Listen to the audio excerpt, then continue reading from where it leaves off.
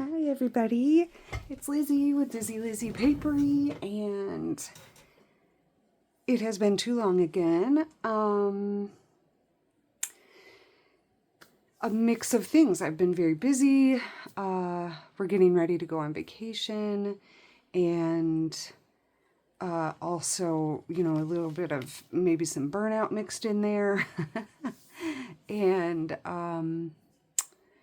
yeah, but we have a flip through of some 3 journals for sale and my personal. If you would like to, if there's time, we'll do my personal in the same video. But that'll be last. And I do like to show my personal so that you can see how I use the kind of journal that I make. Because I know there are some people who say, they see some journals and they think, I don't know how I would write on that space. I don't know how I would use that space. So that is the purpose of sharing my personal journal with everyone on the internet. And then I have the 2 forest floor journals done and a trash stash. So forest floor trash are these 2, and this is trash stash. I just finished trash stash, and I am really excited about that. This one is the large forest floor trash, but it is already spoken for. Thank you very much to a kind supporter. And then this is the next handheld forest floor, which I had promised. Handheld forest floor trash. Let me get this trash out of the way here. Speaking of. And then also in fun news, I finally got some business cards printed so that I can, I've been handwriting my information and putting it in the books that I send, and I will still write a note to the best of my ability. It's one of my favorite parts of selling altogether is the communication that we have, especially by way of writing correspondence. But that's going to save me time on some stamping I was trying to do. Then I also got a roll of fabric with my name on it that I can sew into the journals or glue or just clip in, which I'm excited about those. And I got a stamp made. And of course, I had all these things made, and these 2 journals contain none of those things. And I didn't get those things again to, of course I want to promote this business, and I want it to be easy for you to remember my name. But again, I got it because with my form of ADHD mixed with my age, mixed with perimenopause, especially with my ADHD, the symptom of, like, my therapist now calls it demand avoidance, which I guess is a new phrase that they use, and I haven't looked into it all that much, but when I was a kid, teachers and parents called it anti-authority. And I think it might be a little bit of a mix of that, but also mixed with like overwhelm paralysis. I don't know. I'm not a professional. I'm not diagnosing myself or anything like that, but I know I have these symptoms according to the professionals, and if there is any speed bump between me and completing a project,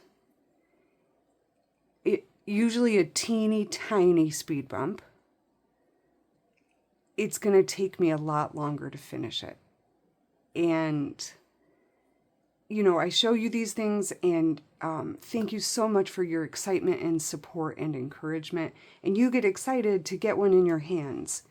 And that could not be more flattering and make me feel more humble. But then I take a long time to ship it out.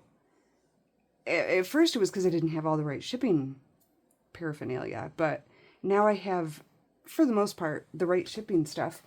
But, you know, I would think about the packs that I'm going to put with the things, and all thoughtful, wonderful, fun things. But then if I take too long to ship it, it's like, have I defeated the purpose? And I was, on a lot of my projects, I was hand stamping each letter of Dizzy Lizzie Papery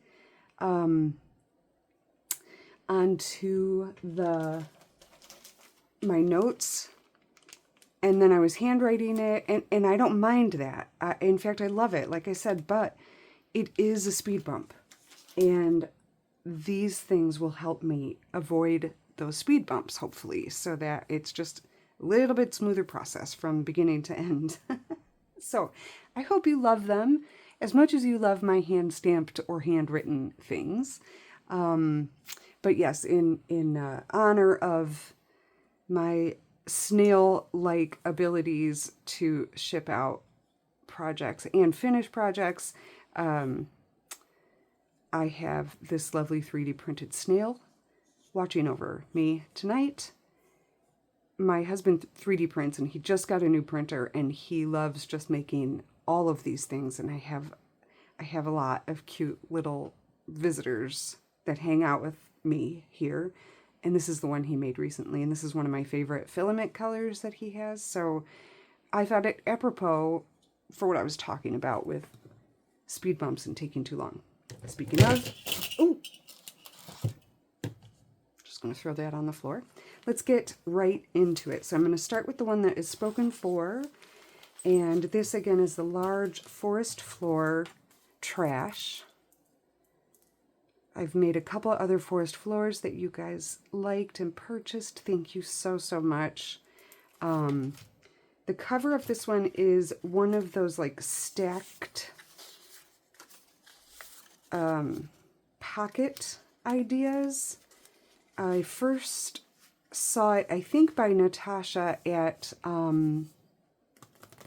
Treasure Books, who, by the way, on a side note, Squirrel, did a video today or in the last couple of days about tape hinging. And she does it a little bit differently than I do, but I was so excited to see that. Check it out because it looks easy. It's a way to use up some washi tape or any kind of tape. And hers is it's very classy the way that it's put together. And so if you're interested in learning yet another way to tape hinge, which is how I have made these first two journals that I'm going to show you, then check out her video. Again, that's Natasha at Treasure Books. And a long, long time ago when I first started learning about junk journaling, I saw these stacked pockets made out of book pages, and I love them so, so much. So I thought, you know, I would gather all my scraps for the trash journals, and I put them together. This bottom couple of pieces is actually the cardboard box, you can't see it on the back, that housed some old player piano paper, one of these things. And I think one of these was West Side Story. I can't remember if this is it. It doesn't show the words yet, but you can get these cheap anywhere. And in fact, I keep forgetting to use it, but I used its packaging. And so I took that cardboard and made the first two pockets, and then And then I just put this little bit of fabric over the bottom piece. Let me get that a little closer for you. And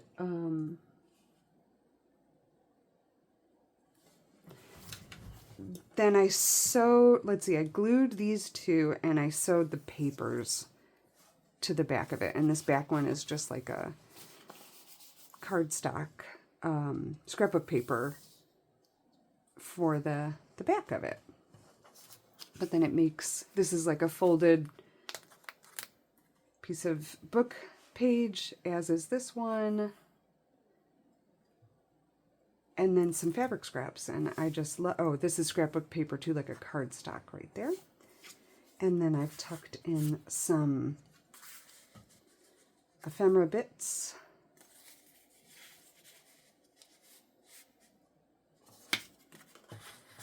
Fun note spots. Whoops. This one I think goes in here best. And this is what inspired me to put a pink wrap around it, which is just a scrap of pink old, I think it's old pink fabric. But that was the wrap for it. But if you, well, this one is spoken for, and I will ask her if she wants the pink wrap with it. Yeah, little clusters. Okay. And then, of course, I promised to put some of the button collection in. And the thing that I love about these, when I find buttons, and I do wash them, and a collection like this, I kept on the original string because it's still holding. Sometimes I restring them, but I just love that some little lady, or possibly a man, you know, kept her buttons and kept them all tied together, and how old are they and what have they seen in the world, and they've stuck together all this time that I don't want to take them apart.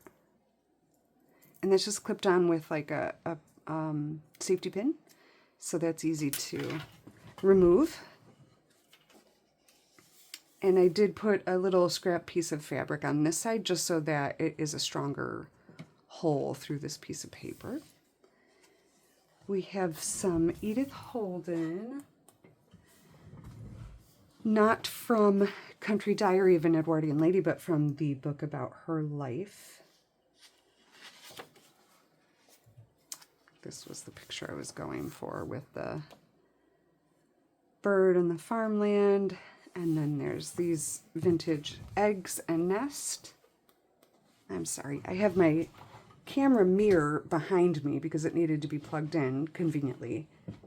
And so I just want to make sure that I'm in frame. The last video I did, a lot of it was cut off at the bottom, and I missed it before I knew, I guess. So I'm constantly checking now.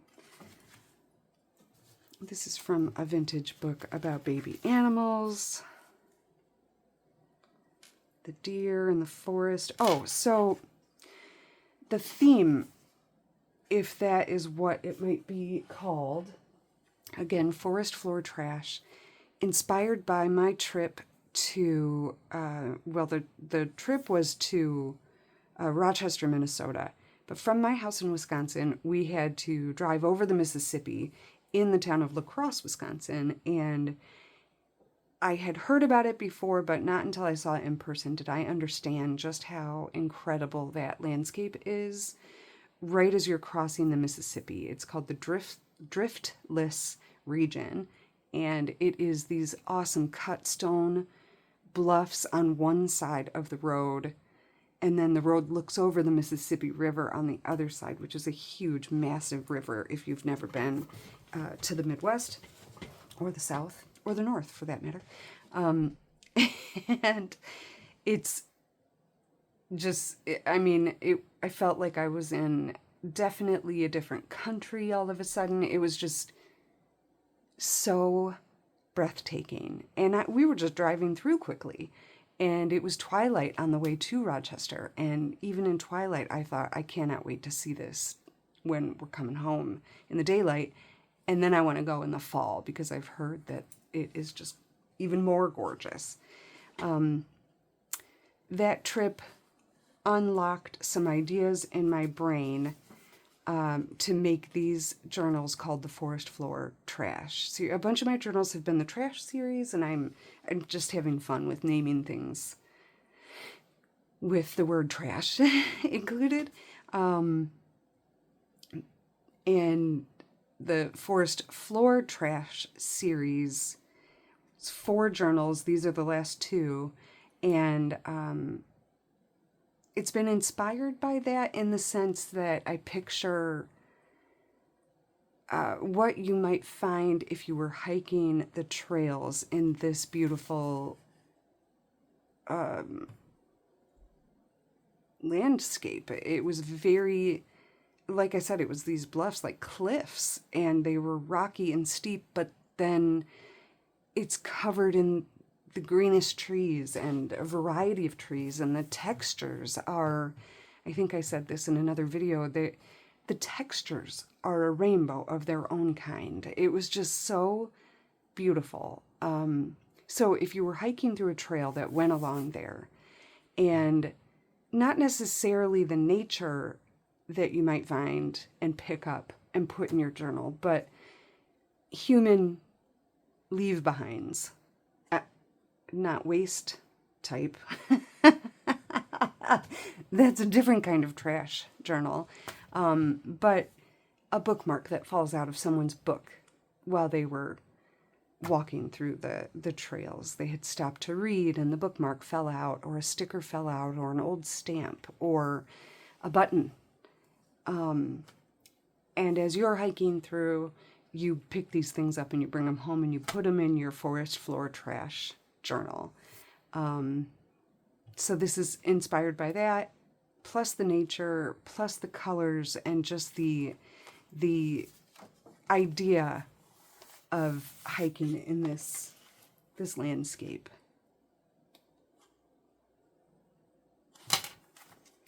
Okay, so this is tea-dyed paper that I thought looked kind of like it had been dipped in mud,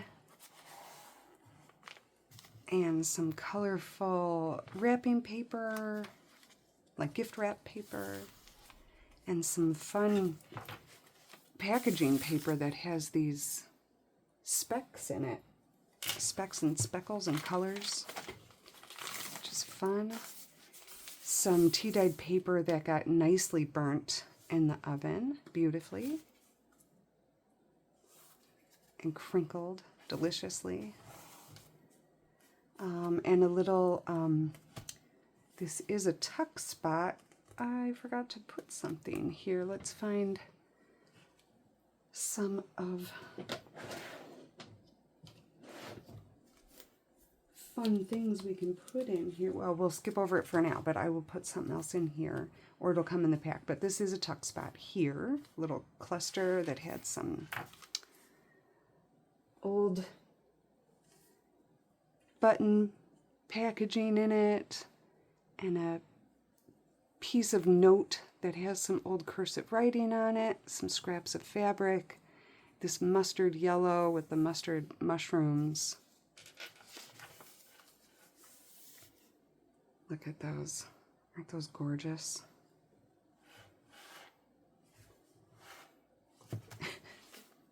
And then another tuck spot on the other side of it with just, again, some scraps. There's a vintage playing card and vintage play money, Hasbro play money.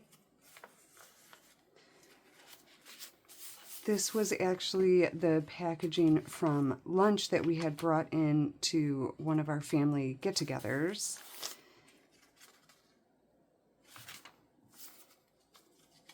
That I've been hoarding for just this reason. And of course, a bit from the storybook Where the Wild Things Are. And this has some pockets too. How do I have so many empty pockets here? Oh, I know, because I started the pack of deliciousness in the other room.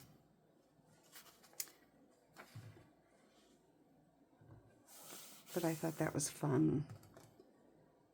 Imagination on the forest floor. This was like a book, when you first open a book and there's that first, like, rather significant paper. It's got a cool fibrous look to it. Lots of journaling space in these. Some scrapbook paper and a scrap of fabric. This part is upside down, but that is because it was part of a wall calendar. And I just love this artwork. The tree, the colors, just totally what I'm imagining.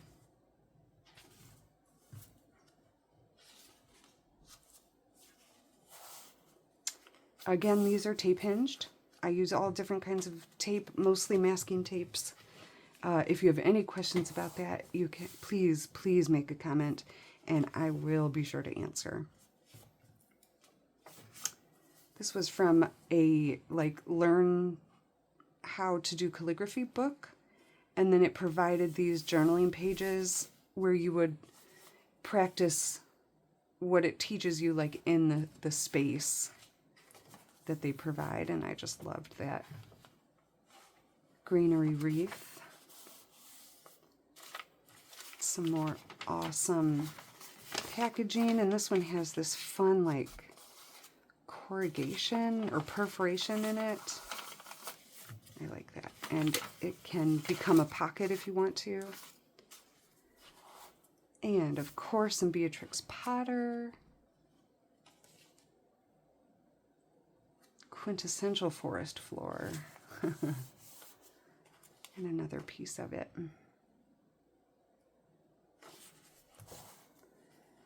Some notebook paper in the colors that are perfect. Not perfect, but perfect. This is from one of my favorite books, Miss Maple's Seeds. I've had this in a number of my most recent books that I've made for my personal journals and for sale, because it's just these glorious illustrations. And you can write in this space, or you can glue on a piece of paper that you write on, or you can tip in something that you write on, or you can just enjoy it. There's Miss Maple. Coffee dyed paper that was, I actually coffee dyed the whole book except for the cover, because the cover got ruined. That's a fun story. But when the cover was ruined, I just took all the insides and coffee dyed it in a tub. And so this was the first page of the inside cover and the back cover. So you can see how it's it came off of the cover here. And I thought that is exactly the kind of paper you would find in a rain-drenched forest floor. And the color that it would look, maybe someone stepped on it. It almost looks like a shoe. It's got a stamp on it from the library that it had been part of, the St. Marcus School. Maybe a group of kids from school went for a hike in the forest and this fell out of their backpack. I just love that texture. And this book I showed in the last Forest Floor Journals too, and I have yet to find the actual cover and the title of it. But if you would like to know, please let me know. But it is this gorgeous story about this, it's almost teaching mindfulness to kids, and it's telling a child how to imagine. shrinking down to the size of the items on the forest floor or the garden floor, and imagine yourself there. You know, close your eyes and imagine yourself on the forest floor. And it walks you through, and it's like, it is vintage, but it's like today's version of a mindfulness speaker. And this is vintage sheets that I found recently from, I rescued them at a thrift store, but they're Sears Roebuck. And I just love them. And this piece has this, you know, similar flower on it again. So I included that on here, but the colors are just amazing. And true to vintage Sears Roebuck or JCPenney sheet form, it washed up beautifully. It was a pillowcase. So that makes for, like, you could put a note under there and hide it from prying eyes.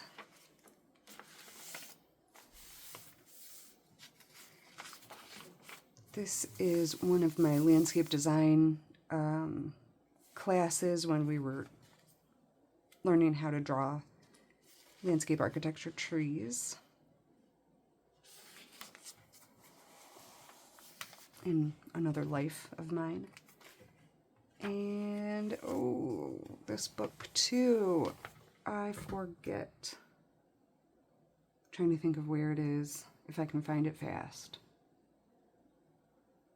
I can't. Let me know if you want to know about the dragonfly or the caterpillar book, and I will look further in my stash for where the rest of the book is. Thrifted it in not perfect form as usual, and it had this gorgeous artwork that's actually collaged together. I mean, not actually, but it's a print of a collage. And I love it. And that's a dragonfly. The whole book is insects. I think it was called Insectopedia, actually. Oh, man. Okay, like I said, please leave a comment if you would like to know more.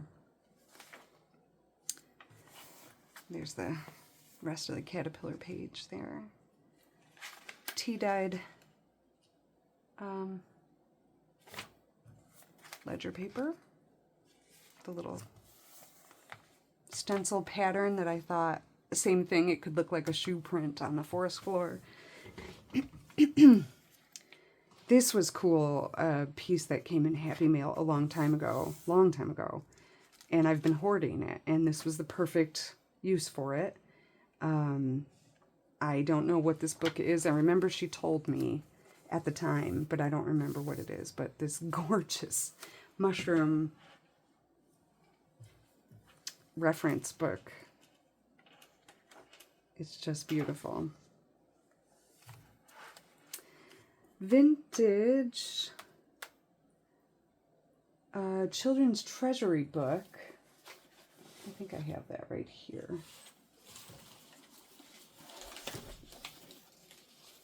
I have two of these, so I'm not sure if it was this one that I gathered that from, but a friend of mine found these for me, and that was her Christmas gift to me, and they're just amazing, and slightly falling apart, and some of them had stain, some of the pages had some stain on them. I mean, perfect for what I love to do, and they're from the 40s, I think.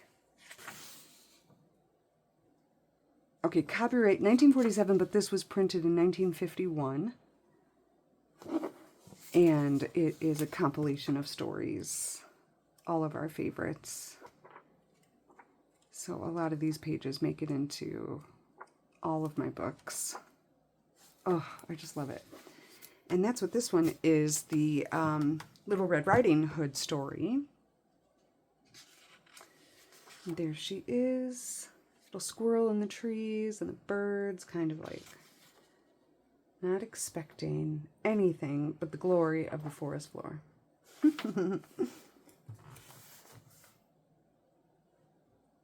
Did this happen in Little Red Riding Hood? Did she deliver biscuits? Is that what the story is? Oh, well, anyway, I'm pretty sure that's part of it. And then this cool notepaper my mom found for me that has these cool botanical, foresty, evergreen watermarks, which is fun. And then here is from Country Diary of an Edwardian Lady, official. I think, what did it say? September? Yeah, part of the September section of that wonderful book. It's the a rose and blackberries, forest favorites.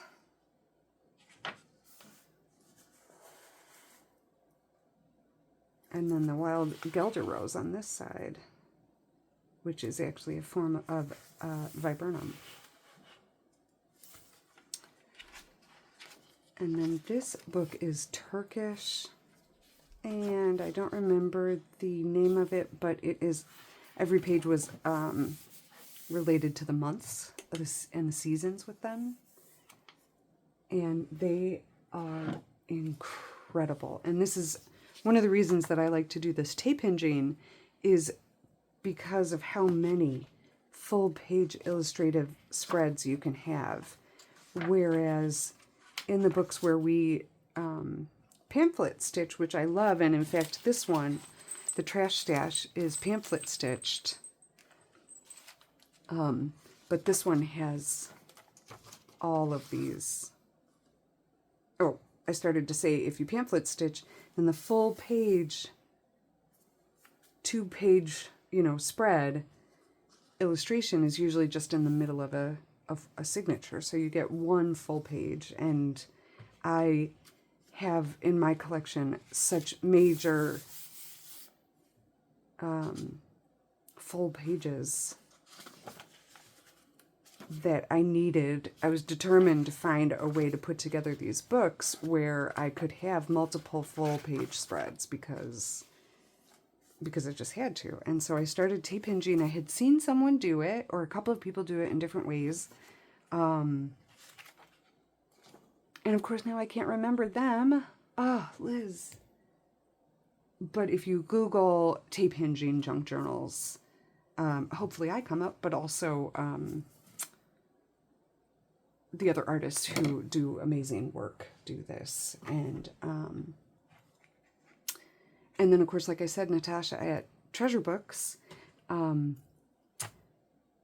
did a really nice tutorial also on how to put one together.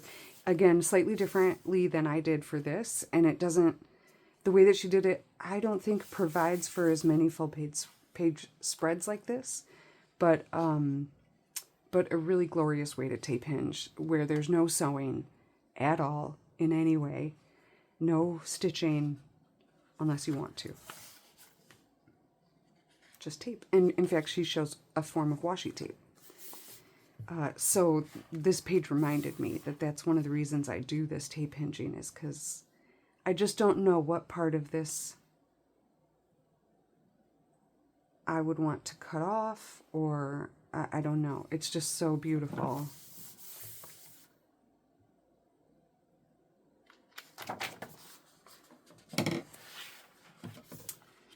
Another part of that book that I dipped in a tea bath, it was the Betsy Tacy book. And one of my lovely viewers loves these books, so I have sent her some bits of it. I don't have much left of it, but the coloring, how it turned out when it baked in the oven, was so beautiful. And of course, classic vintage Bambi.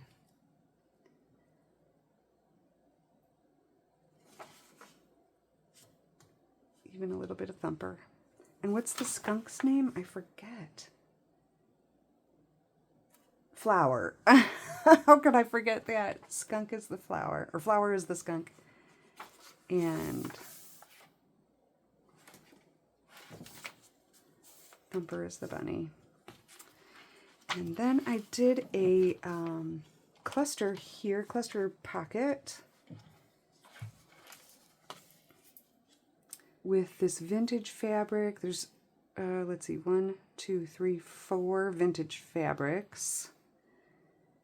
Vintage lace, vintage binding bias tape, this antique music paper. I think that's everything that's in there. And then it's a pocket where I put some more trashy bits you might find on the forest floor.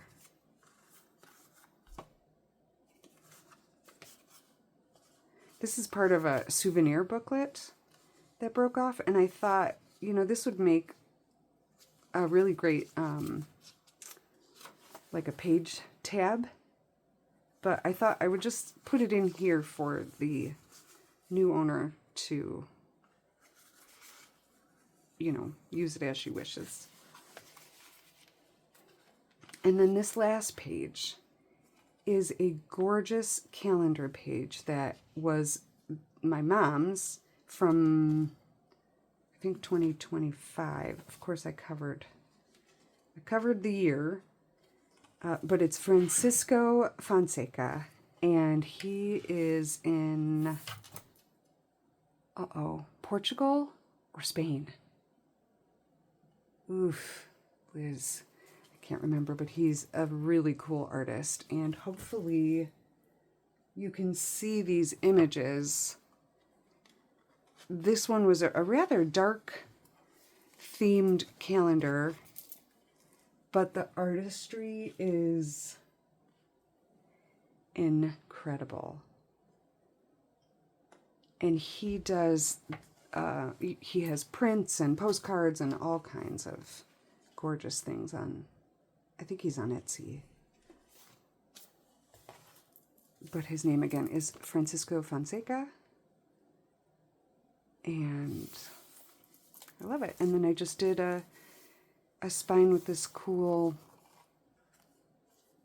scrappy fabric. And that is the book. And yeah. So that is the large forest floor trash. The next one is, I called it handheld size. The first one that I did of the series was a handheld size. And I just say handheld because it's like, they're all, you know, you can hold all of them in your hands, but like, it's, I don't know, that's what I call it. Officially,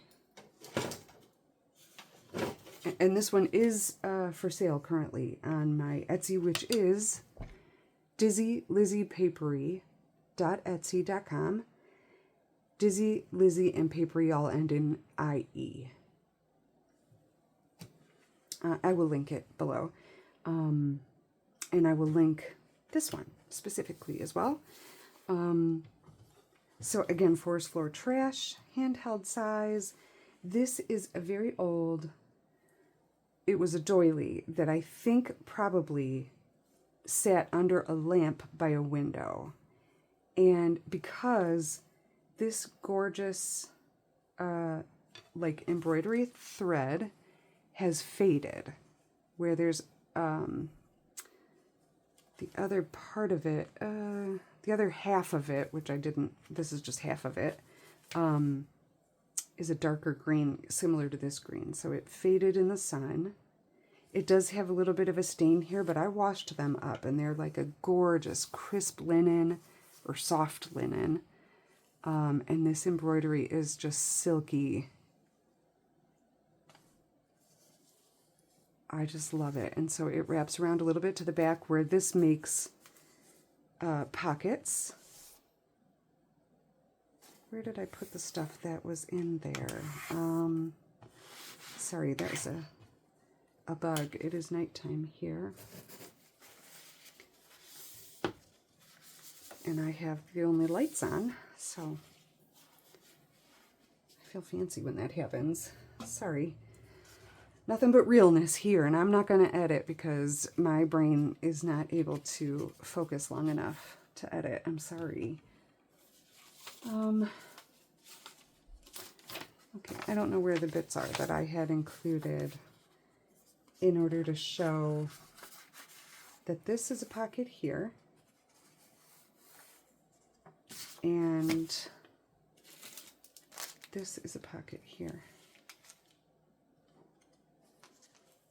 So things can kind of tuck in if you want. And then, that's the back, of course, but then the front is just this with, again, one of these glorious collections of buttons in my vintage button findings. And these are nicely beat up. And they make the best sound. It's just like gentle, but wonderful.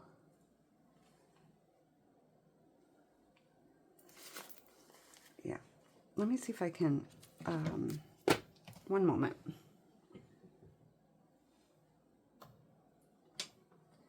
Let me see if my mirror screen is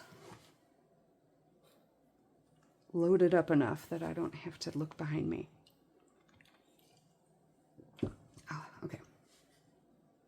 So yeah, this was, if you saw, it was in one of my junk haul videos. There were two of these round doilies. And they're just spectacular. So again, there is the stain on it. You know, if that bothers you, I thought it was appropriate for forest floor. A little bit of grunge, but I did wash it. And then this is a pocket too, but I didn't make it sturdier. And you can certainly, oh, this goes perfectly right here, doesn't it? It can be, you know, a little bit sturdier just by putting a bit of chipboard in here, or this card even makes it a little sturdier. Let me see if I have a piece of chipboard. Do I have a piece of chipboard? That's funny.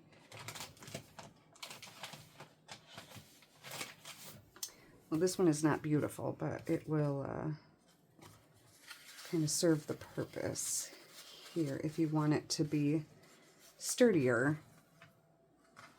a piece of board can be inserted there. But I just wanted to kind of let it be itself in this particular instance, which I don't do very often. But yeah.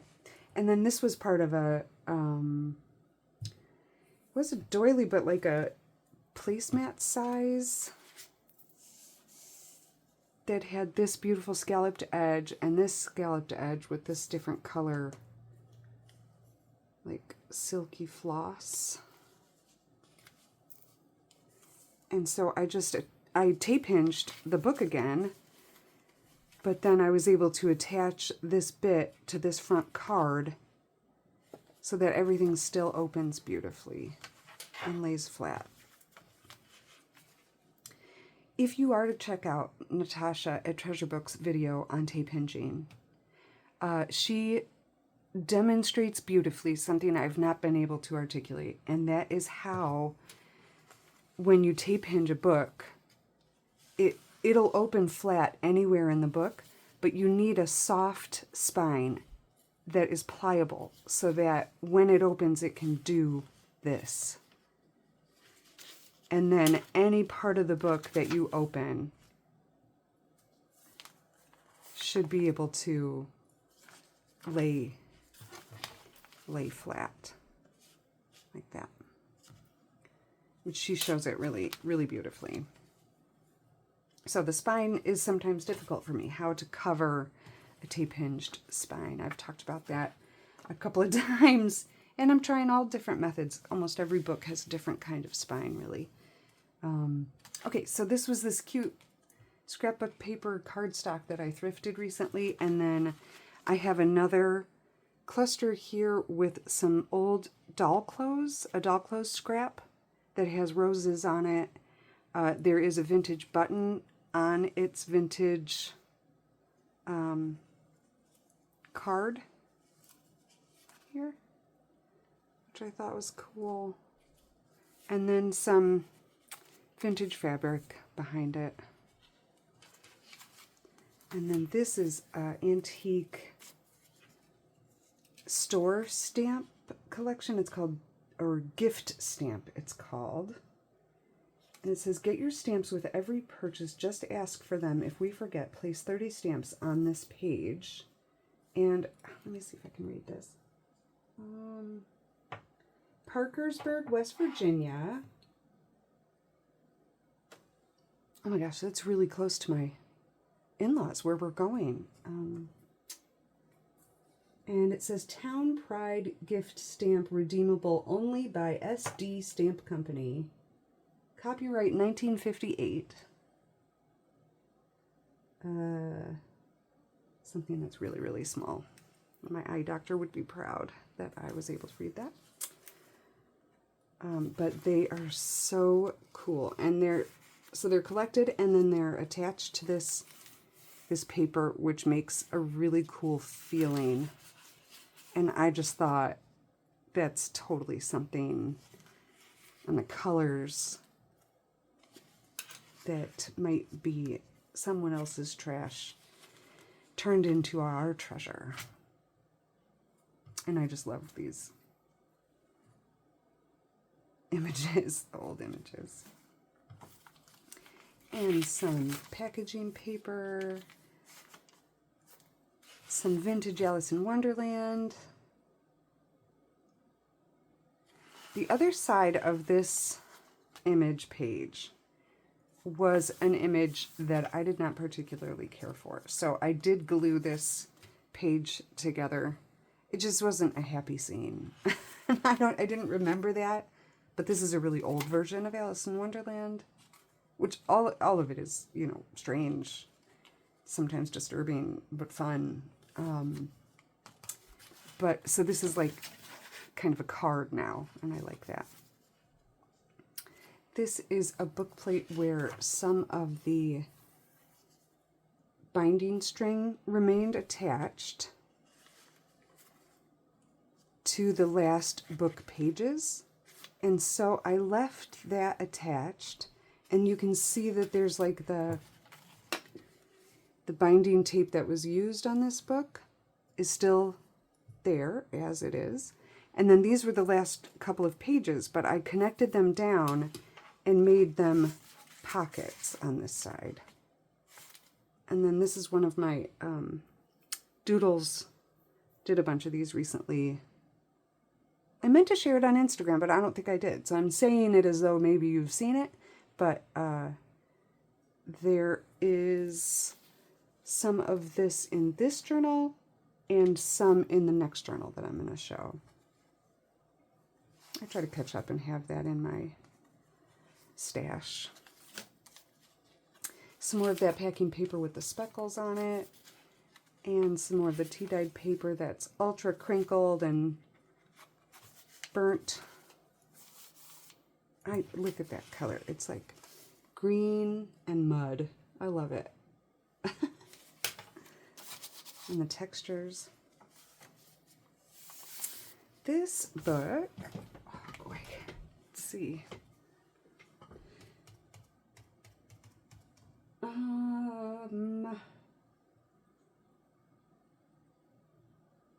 Nope, I don't have this one up here anymore either.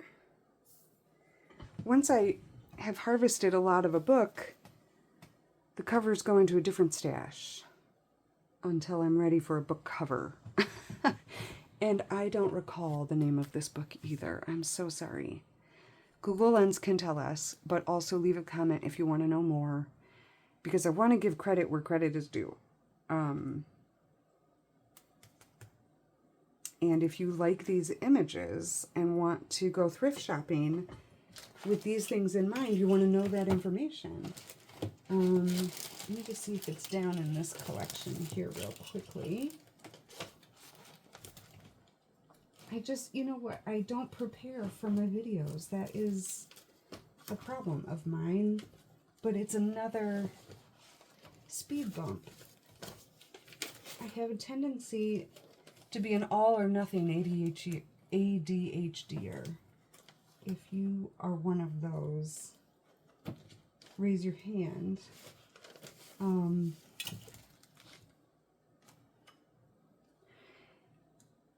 It's perfectionism. In my case, it is a form of perfectionism where I feel like I can't start something until I have all the things lined up and perfect.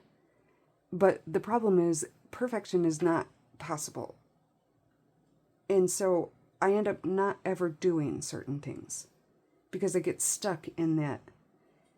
And if I have to, I mean, I plan a little bit. I know what I'm going to show you in the video, but if I think too hard about it, I won't ever do it.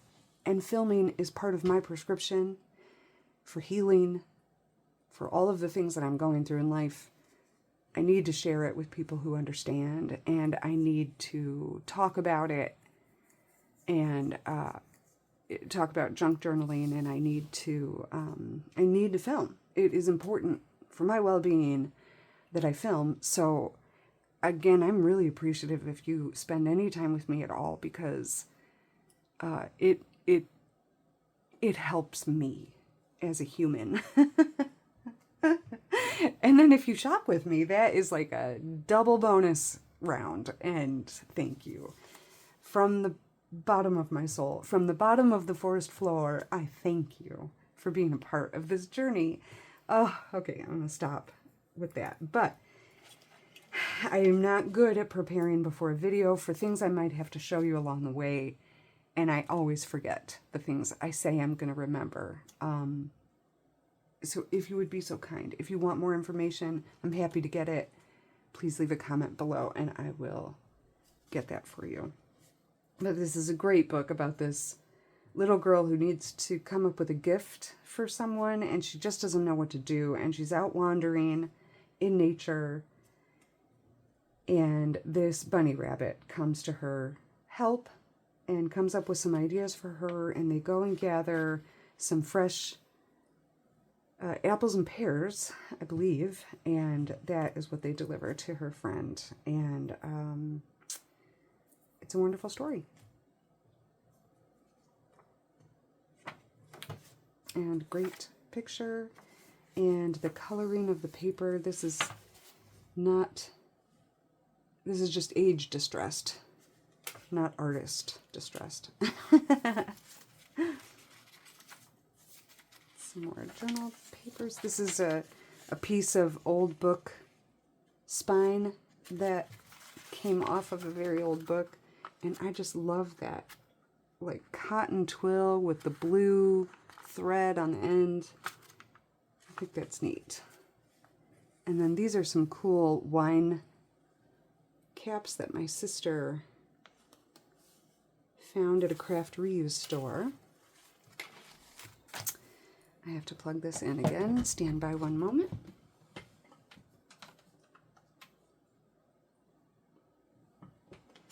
Okay. This is a cool book. Same book as this one, which is Plants for Gardening. A cool journal that my sister found, thrifted. And all of the pages are neat. This one in particular is about compost, which I thought was interesting for the forest floor. This was just a experiment page with some distressed dyes, inks, and here's that Red Riding Hood story again, and she is in the plopping it down on the forest floor with her bunny friends. And she falls asleep.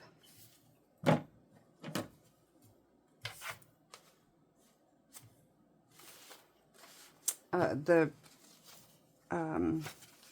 tie for this is another vintage 90s scrap, and like an offcut, quilting offcut, and it is called Debut, and I kept that in this, so this tie would go with it, and I believe it was 1998, but I always forget. that's the tie that I have set aside for this. If you purchase this and you would like a different tie, let me know. This is some old craft paper that I found that has the logs on it. And then on this side, I didn't glue it down or anything, but it makes for a great little pocket. And I put this vintage 1920s or antique cookbook called the Settlement Cookbook from a school in downtown Milwaukee. And there was green peas and pea puree, Russian peas, canned mushrooms, more peas, and lentils. And I thought that was appropriate. Antique scrapbook paper. Or vintage. I have some antique scrapbooks and some vintage. But even the vintage are very old. 30s and 40s. So the paper's old and cool. And age distressed again. Packing paper that I turned into a little pocket. And that is attached to this story again I was telling you about. The mindfulness story, the little kid imagining they are on the forest floor.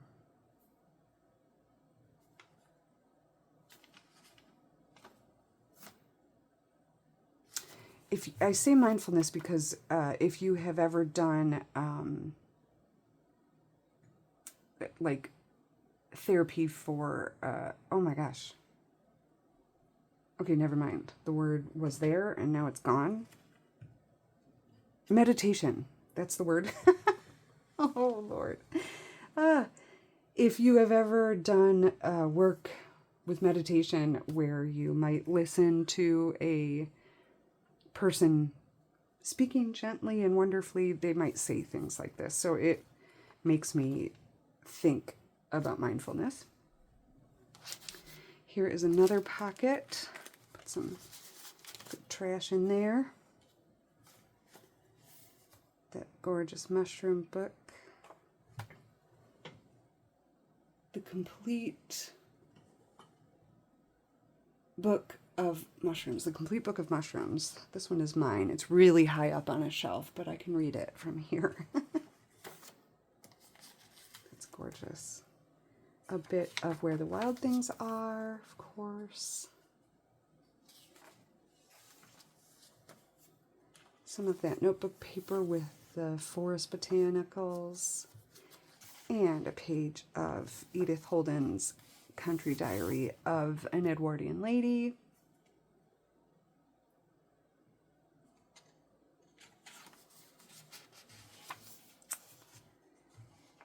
This was a dyed paper from a friend. I don't remember what she used to get it pink, or if it was pink paper that is tea dyed, but it looks like maybe raspberry tea or something. But that was really cool. And then this can be a pocket. It's just folded over. And then I put some of that retro wrapping paper in there. Another, this can be turned into a pocket or a tuck spot. Some wonderful crinkly tea-dyed paper.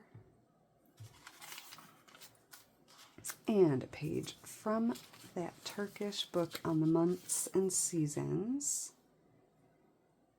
And we have some snails. Some mushrooms. Oh man, sorry. And then this one I turned into that back pocket.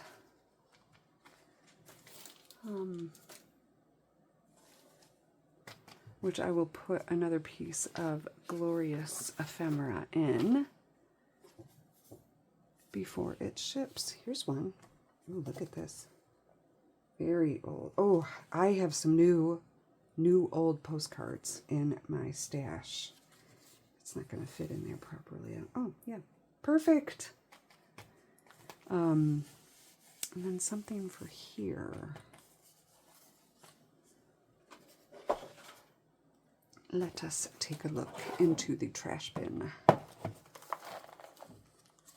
Ooh, perfect. Little Edith Holden. Another Edith page here. Oh, is that gonna? Yeah. There we go. So that is handheld forest floor trash. That is for sale at lizziepapery.etsy.com. Okay, and then the next one is Trash Stash, and I made this one. If you have watched me before, I talk a lot about how I love to put cotton batting or cotton scraps or anything puffy underneath plastic bag packaging. I don't know why. I love it. It is one of my favorite tactile deliciousness things. It doesn't come out perfect. Of course, my journals embrace imperfection, of course. And so it's kind of pulling here, and I tried to modify it. I didn't get it quite right, but hopefully you still love it as much as I do. And then this is part of a blouse that I thrifted a long time ago that I've used in a couple of journals that I just covered the top of it with. Matilda Jane is, I think, children's clothing. I got something from an Etsy seller in this bag, but I did not buy from Matilda Jane. But I loved the bag and thought it was appropriate for my trash stash. So I sew the cotton batting underneath there, and then the inside cover is very basic. And these books are, I want to say they're as naked as my books will get, but I overdid it on this one. So usually my trash stash is cheaper than this one will be, but I did a lot of sewing and I put a lot of ephemera in this one. I think it's worth, a few more dollars, and that probably doesn't matter to you at all. I'm just talking I'm vomiting all the thoughts in my head because I can't help myself. But this is just a really sturdy, packing brown paper tape that I love. And it is helping to give a little bit of sturdiness without it being hard. So this is quite pliable, which I also love. It's like quilted goodness. I left the strings on this one to be, grungy, trashy style, but let me know if you don't like those. Sometimes I love them and sometimes I don't, so it just kind of depends. Very old, naturally dyed placemat doily. I think it said it's from the 30s. That's in here, actually. Modern living calls for royalies. Guess what I'm going to make out of this? 1954. These were from. Still in this wonderful box. Look at this. This actually has like a little bit of a shape to it that's a natural spine. So this will definitely become, ooh, maybe it'll be royal trash. I will do a royal trash. I love the little stamp, 59 cents. But anyway, these are, they were all in the box nicely, but they had definitely turned color, and this window was still attached to the cardboard, so they had been nicely protected. You know, I find these things. And some of them, I'm just realizing now, some were even darker than others. Look at that one. It's gorgeous. Ooh, and that one. Probably the ones that were touching the cardboard, I'll bet, stained more than the ones within it. I was very excited to find those, and then I just cut it into smaller pieces for projects. So that's what this one is. They're just sturdier than today's lacy doilies. This is from a Culver's restaurant. It's the bag. It didn't have food in it. It had like the utensils. They give you extra fork and knife and napkins and maybe a container of dressing. So you know it doesn't have any food on it. Let's see, again, I pamphlet stitched this one, so it is tied in the center. It's one gigantic puffy signature. And I did a wax pink and black thread. But yeah, this is, and I just love that it said the best idea I've had all day. A couple different stitches there in order to make this part of it a pocket. And then I put this very old picture that I recently got at an antique store. And it says, Hilda, it says Miss G up here, and then it says Hilda Grell, or Hilda Grail, teacher at Stephen Ball. I don't know where that is, but it looks like Arizona or Utah. I did Google it. I didn't find much. But I always love it when it has a name on it. It doesn't have a year, but very cool. Old, scrappy picture that fit right in there.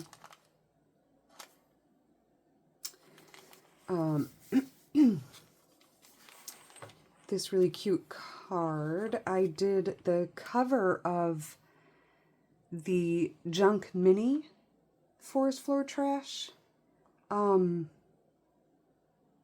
cover of it was this same series of cards. And one of you glorious viewers mentioned that you loved that little girl, and I had it already sewn into this grouping of papers, or I would have sent you this one separately. But she's in here. The trash stash. It says get well soon. It does have a religious note here, which if you're not religious, that can be something that is easily covered or whatever you like. This was a painting experimental page, and I was ready to trash it, literally, but then some of the colors I thought were cool, and so I kept it, and I put it in the trash journal. And on this page, I folded up part of it because I was going to throw it away, and it was still wet from the paint. And so this naturally stuck to the paint, the part that I folded up, or I would have made it a pocket if I had thought I was going to use it. And so then these are painted too. It was a book by a 90s, oh man, I've put it in some other books, 90s artist who put out some instructional books on watercolor, and they're really fun to just experiment on. But then I sewed these, this one is a vintage fabric, and this one is not. I just painted the top of this, so I made this a little pocket that I put this little napkin in.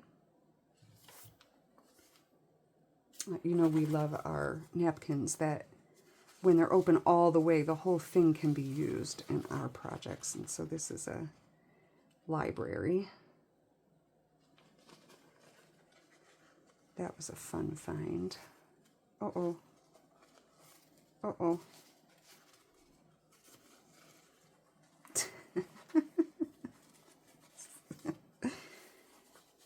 Just tucks in there. Anything could tuck in there. A picture, note paper. This was, a friend of mine had sent me some trash, if I wanted it.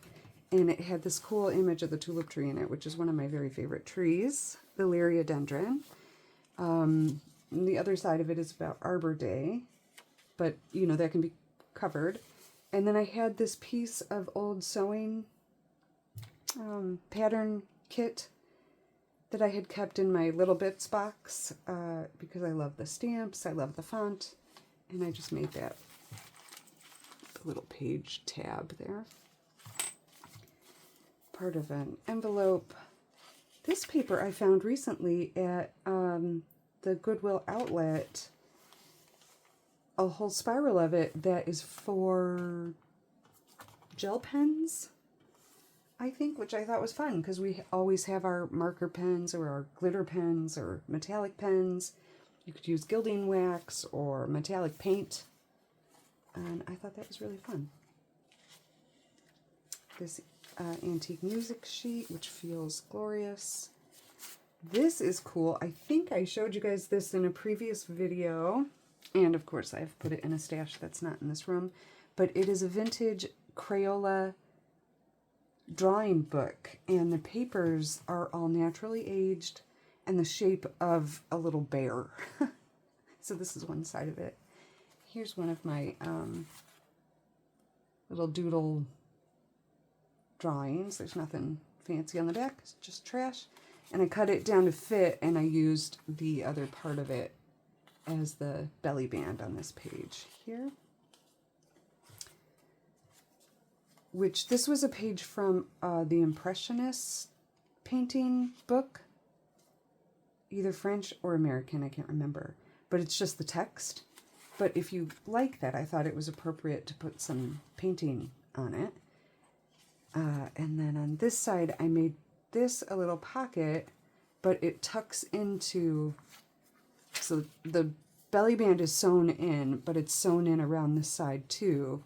But then this pocket just clips into that part of it, and you can open that fully. And you could put some more journaling space here. And then I put this vintage photograph of an old farm gate in the forest floor, and some cool embossed paper here, and that kind of tucks in there too. And then this was just a cool magazine image of a old VW bus turned into a flower market. Things that might have been collected from the forest floor. Packaging paper. Not old, but cool ledger paper. This is from another catalog that had these cool, what do you call those? Busts? I don't know why. I thought it was cool. Something I didn't think about, though, is it is a shiny, dark color. And I use this wax thread, which the wax thread does have actual wax on it.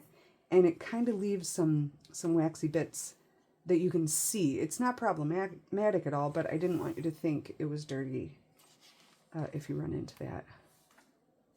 I just think those are so cool.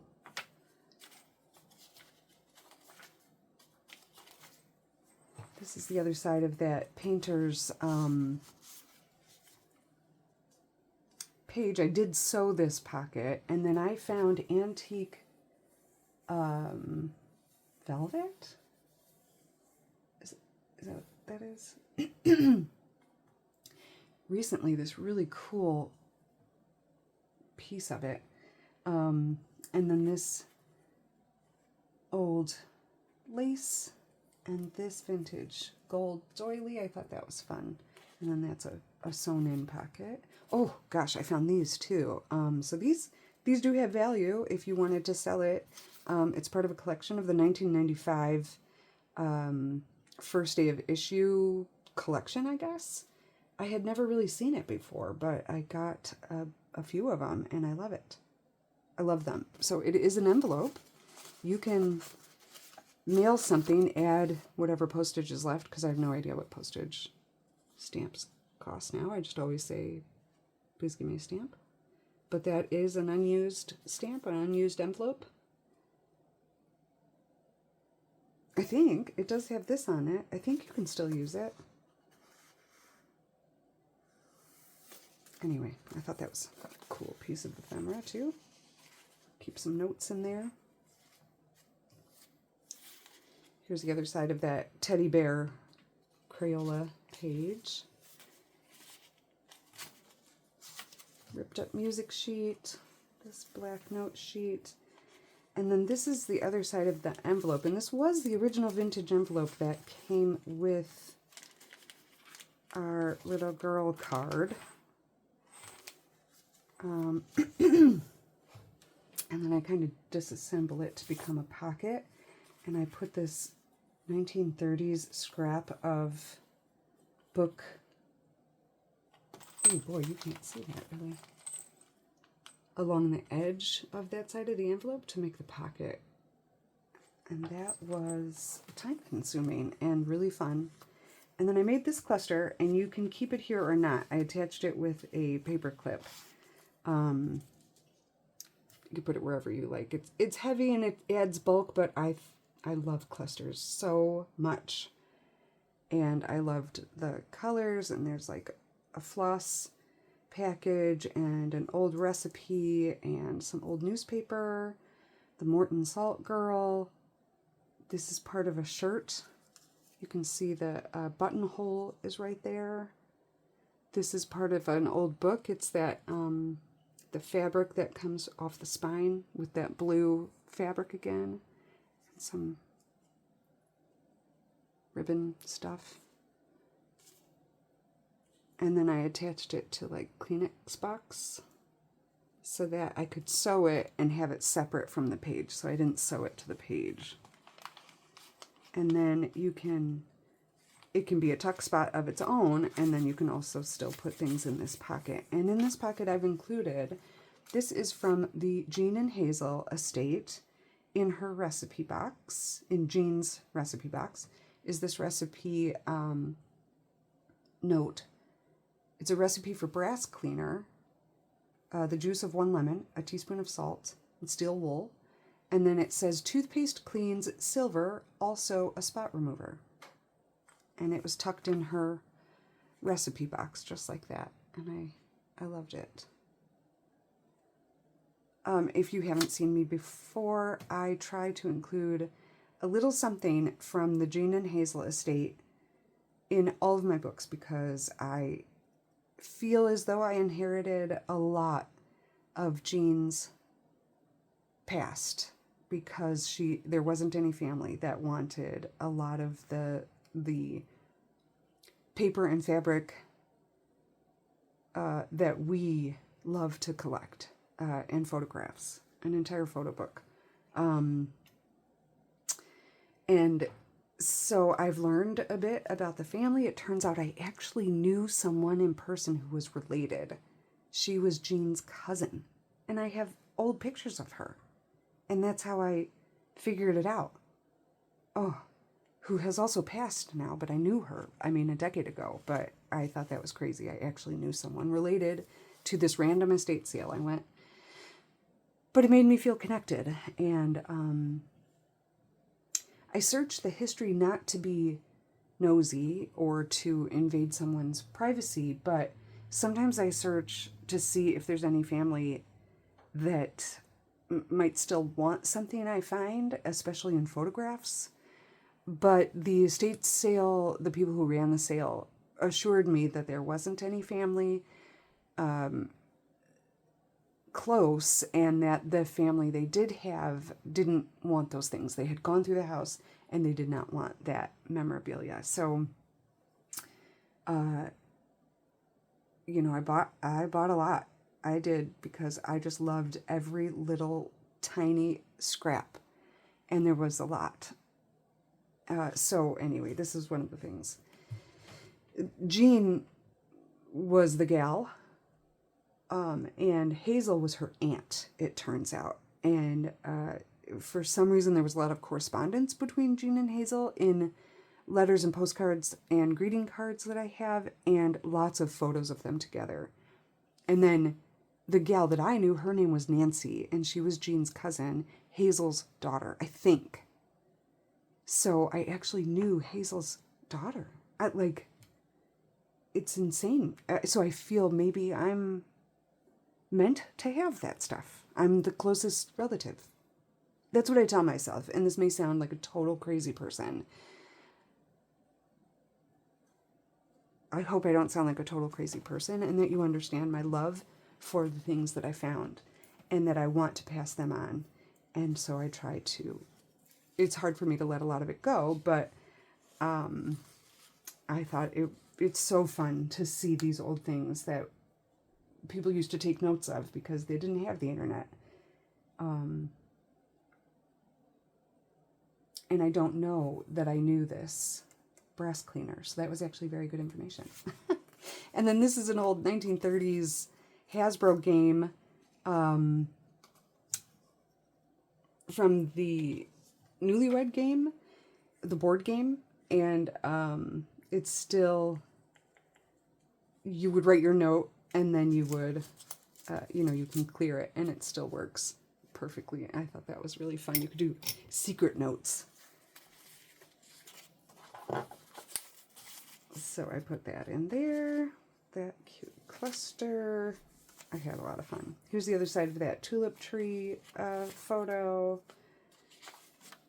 Some note paper, and then this is the other side of that paint experiment. And then I put some of this cool ribbon in and some more ephemera. This is a tea-dyed, just a cute little card. And then this is from the 1950s. It is what is left of this particular date book that Hallmark put out. They would give them free, like at the grocery store counter. And this was the calendar for 1951. And I loved the covers of these. This one has these forget-me-nots, blue flowers, which do love to grow in the forest.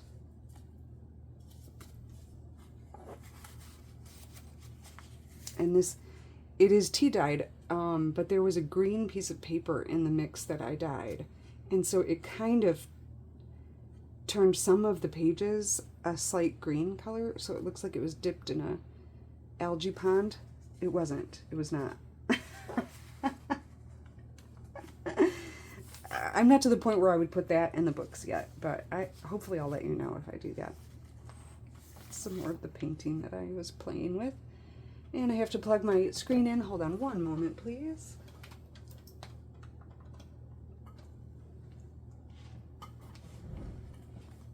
Okay, and I need a beverage.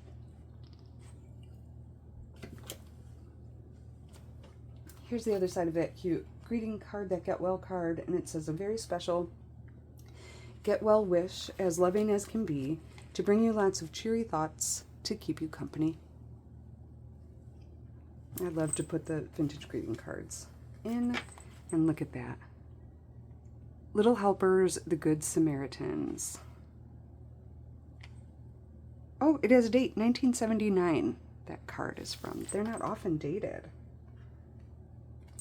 But that would even be really cool. You could just cut that out and use it as a, you could cut it out with a stamp punch. Or, that's super cute. I love little mini images. The other side of the Culver's bag I turned into a big pocket. It's very big. So what you could do if it's too big,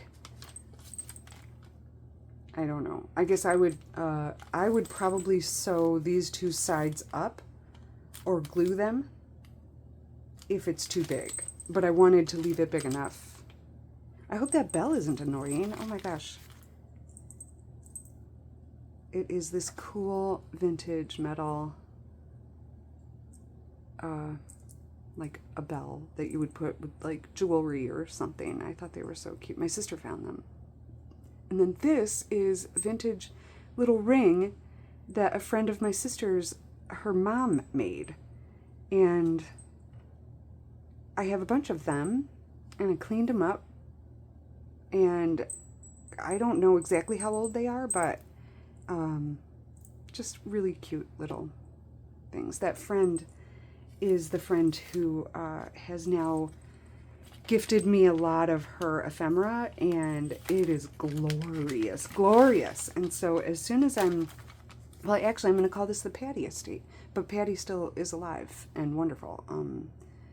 And thank you, Patty, if you ever watch these.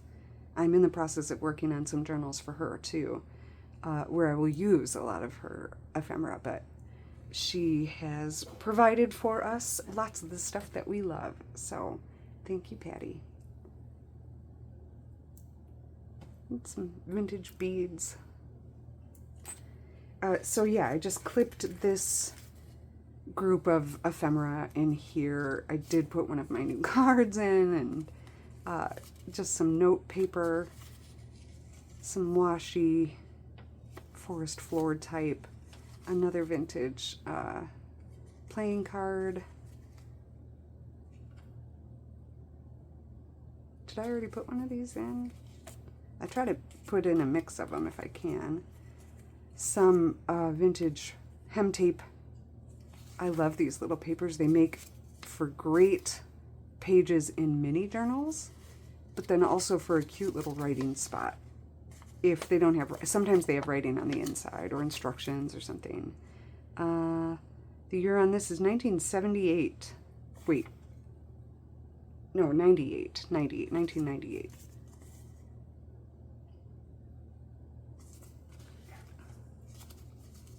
And a sticker, never stop exploring.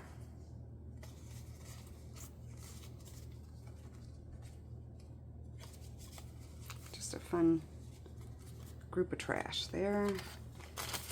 If the bell is at all annoying, I can trade that out for something else. It just went on there, super fun.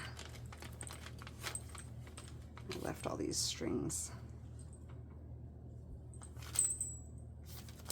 So that was the other side of the, oops, Culver's bag. Oops, okay, I'm gonna have to fix that. Here's the other side of that cool doily. Another cluster. And my my new cotton tag.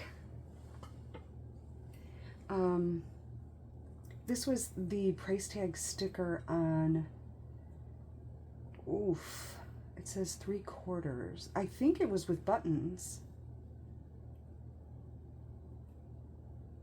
but I can't remember now. I got a bunch of buttons and a bunch of hem, like bias tapes. But it's very cool and like grungy looking. And then this fabric is from the Jean and Hazel estate, very old. We think it's antique. Bit of fabric there. There were all these pre-cut into little triangles and small rectangles, and I also got like a doll blanket quilt that friends had made. Hi, Rito. I was wondering when you were going to show.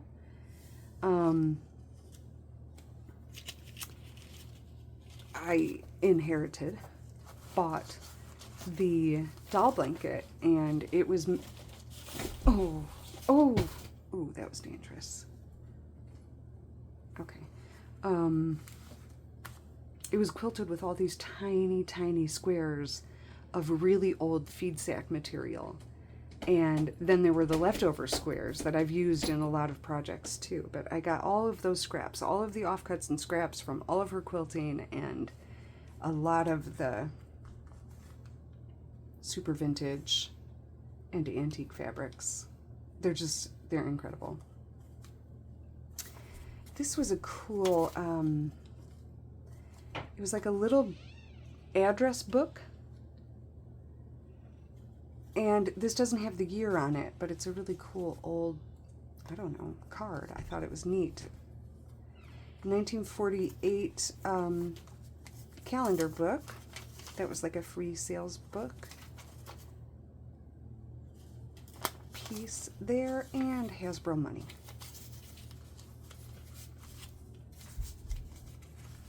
So almost everything is vintage. And almost everything is authentic, not digitized. I mean, like this Pachaco paper is not old, but it was thrifted. I thrift everything, or it is gifted or found, or I get it at estate sales. I'm trying to reuse things as much as I possibly can. I wonder if I put this little fabric folded over it, if that would help us here.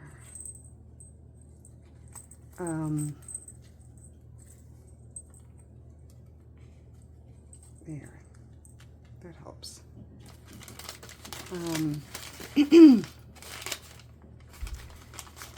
And, you know, I like to say I'm attempting to save the planet, because a lot of the things that I rescue would go to the garbage from the places where I usually find it. Estate sales or the Goodwill outlet bins is the last hurrah for items before it usually goes to, a lot of it does go to the landfill. So, you know, in junk journaling, we're trying to do a little bit of that. So my books are made of an eclectic mix of all those things. I'm really drawn to vintage and antique, but it's not exclusively that necessarily. And it's only recently that I've started adding a little bit more of my personal doodles and artwork to these. And, you know, like I said, this was a trash stash, so a true eclectic mix. And a puffy pillow of goodness that rings. Okay, so that's those. I kind of feel like showing my personal journal. I'm not too desperately tired yet, so why don't I do that? If you haven't watched me before, I often do long form, not necessarily on purpose, just because I keep talking. But hopefully if you are not aware, you can speed up the playback time or the playback speed so that I speak a little faster, or you can also jump ahead or fast forward to see the next thing. And of course pause, and then later, if you didn't finish it, you go to your history in YouTube and you can find me again. I hope that you do that. If you are, again, here for any millisecond at all, I am very, very appreciative. Let's see, what else was I going to say about YouTube? Oh, that I just learned. I like to have closed captions up on my screen when I'm watching YouTube videos, because I don't know why. I can hear, but it is easier for me to hear and read, I think. And I like to watch a lot of British shows, and if I can't quite understand, or Irish or Scottish, if I can't quite understand everything that's being said, I like to read it. I think it started when my son was little, and he would go to bed, and I would mute the TV, and I would just read everything, and I got very used to captions, and then now I prefer it. But depending on the size of the screen that you're watching on, if you have closed captions, they can sometimes cover part of the screen, and the captions were covering the bottom of the screen, and a lot of junk journal influencers or artists are showing like I am, where you've got it at the bottom of the screen. And I just experimented.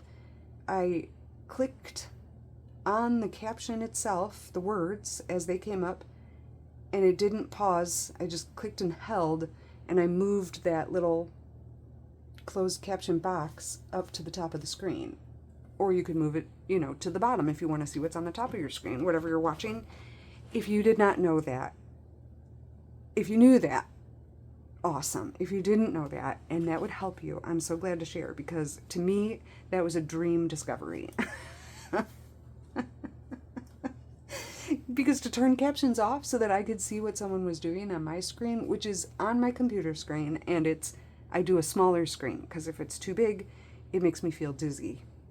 Just another part of me, dizzy Lizzie. I am dizzy a lot. And, like, actually. And yeah, so I need a smaller screen, but I need the captions. That's my story. So there's all kinds of tools that YouTube provides to make viewing easier. All right, my personal journal is this glorious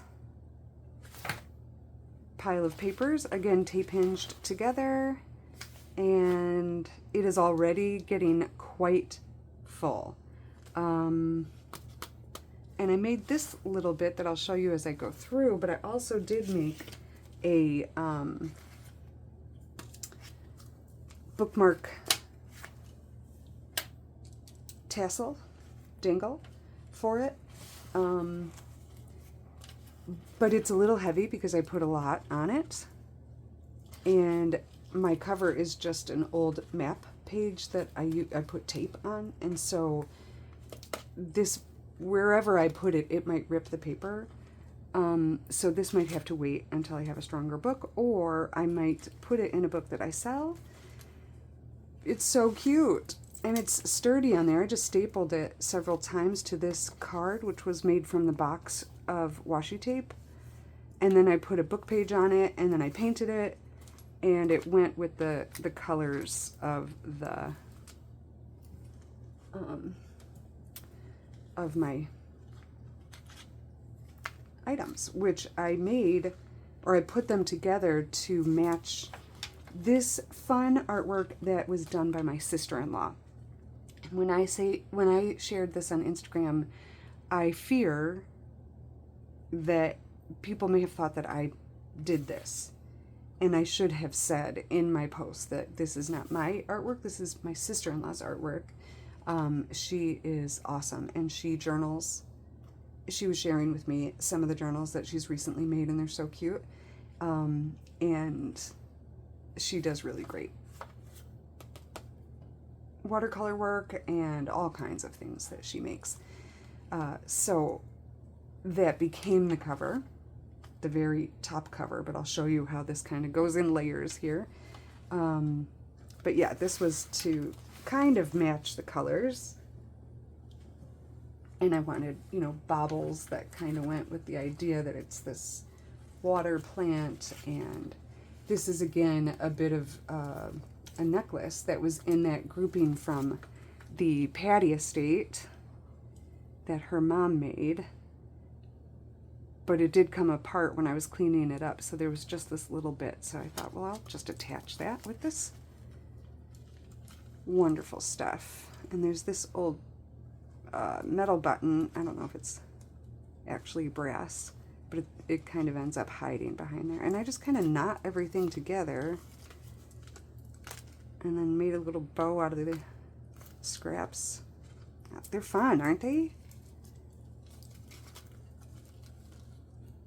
If you would like something like that, let me know with your journal, and I'd be happy to. It's not, I don't know, fancy or professionally done, or so I wouldn't charge very much.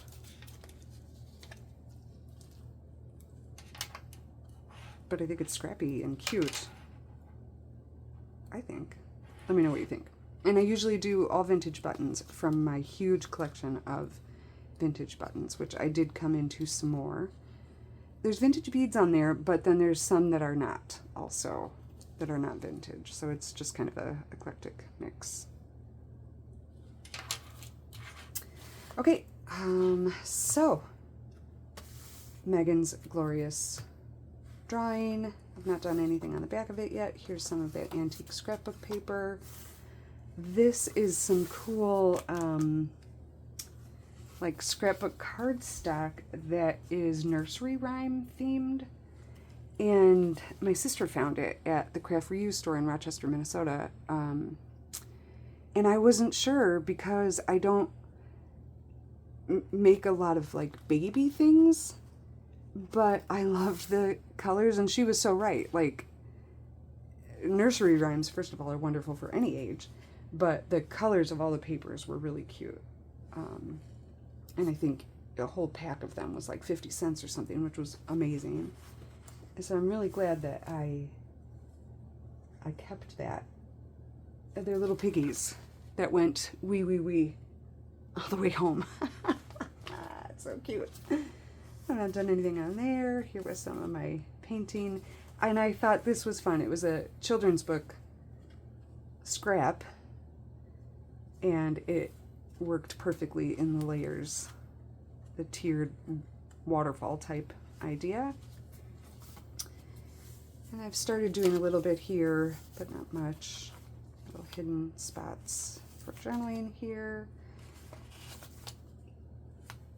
Some of my doodles, and I was not doing watercolor paints. I was doing watercolor markers, and then using one of those ooh,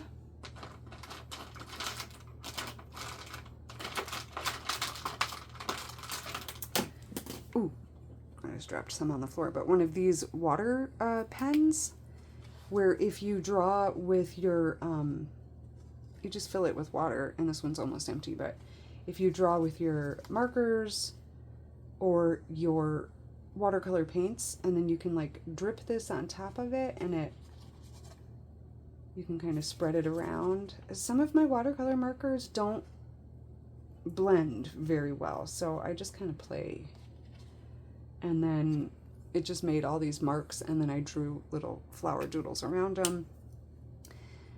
I saw originally Steph at Hilltop View Journals do that, and I love to do that when my mind is just like doesn't know what to do. I love to do that kind of play. And then this is that map. It was a piece of map from I don't even remember now. What do we have here? Here's Nevada. So this is what, Idaho? Montana? I'm sorry, I don't know that. Happy Valley. That is a great BBC show.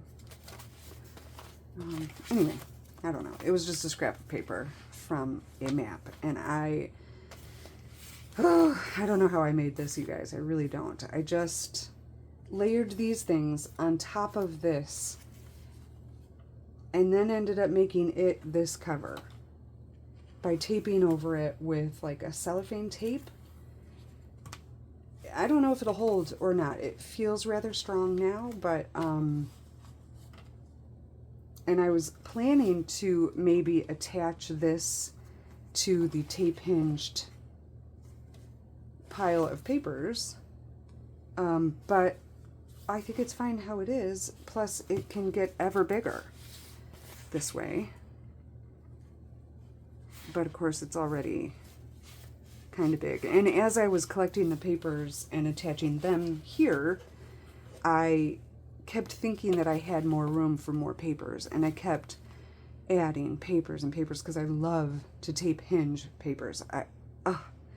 It's so weird, these things that bring me such therapeutic joy. I don't know what it is, but I love to do it. And I was excited to just keep piling them on, because my journals don't last me very long because I use them so much.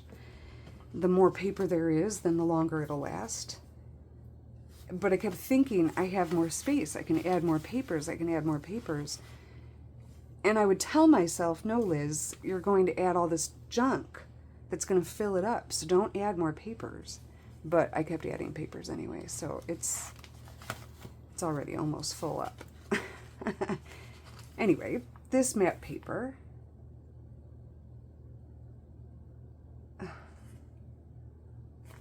It says lake, it says national forest, but the rest of the words aren't there. So I'm not all that familiar with the Northwest.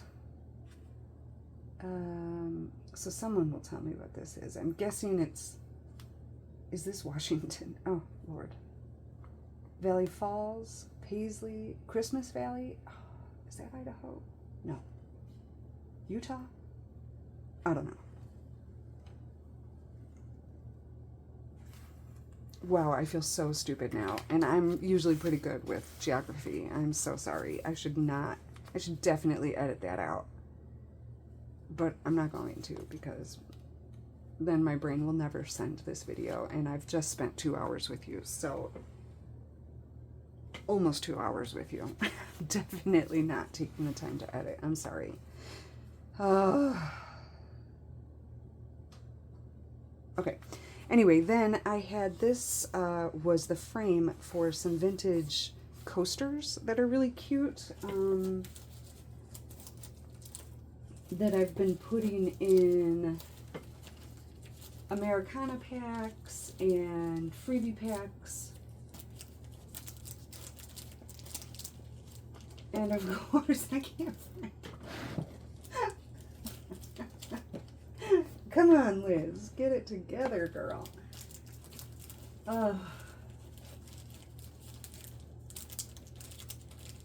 There's a bunch of them. They can't be lost. Where did I put them? Oops. There's a kitty.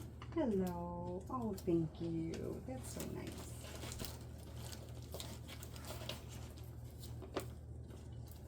Oh, golly. I'm so sorry. Please fast forward through this part. Or watch my cat. See, he's entertaining you while I'm looking for my brain. Nope. Oh, gosh, they're right here. I had them all neat and tidy. Oh, anyway, they're these cute. Now I'm sweating. Maybe I should quit now. All right. Cute coasters that go to supporting the efforts to help as many children as possible. Cal Farley's.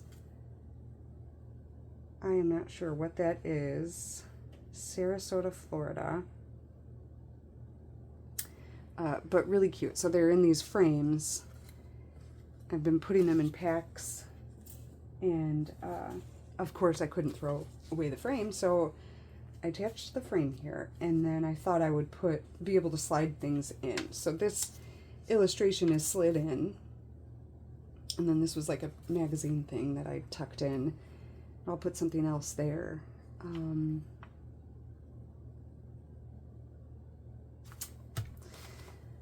still looking at the map. Washington County, Multnomah County. Wait, or Colorado. Washington and Oregon. Okay. Oh, Lord. Help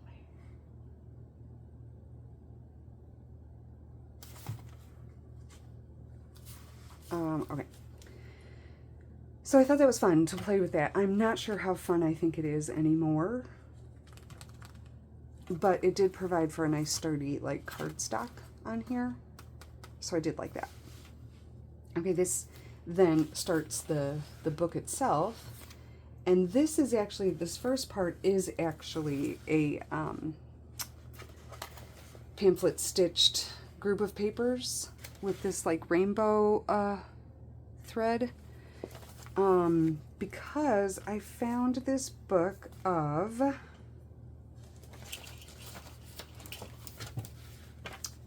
I thrifted this at the outlet canvas pad for painting, and I've never, I mean, this you could just get at Target, but I've never seen one before. I'm new to all the art stuff. And it's this really cool canvas,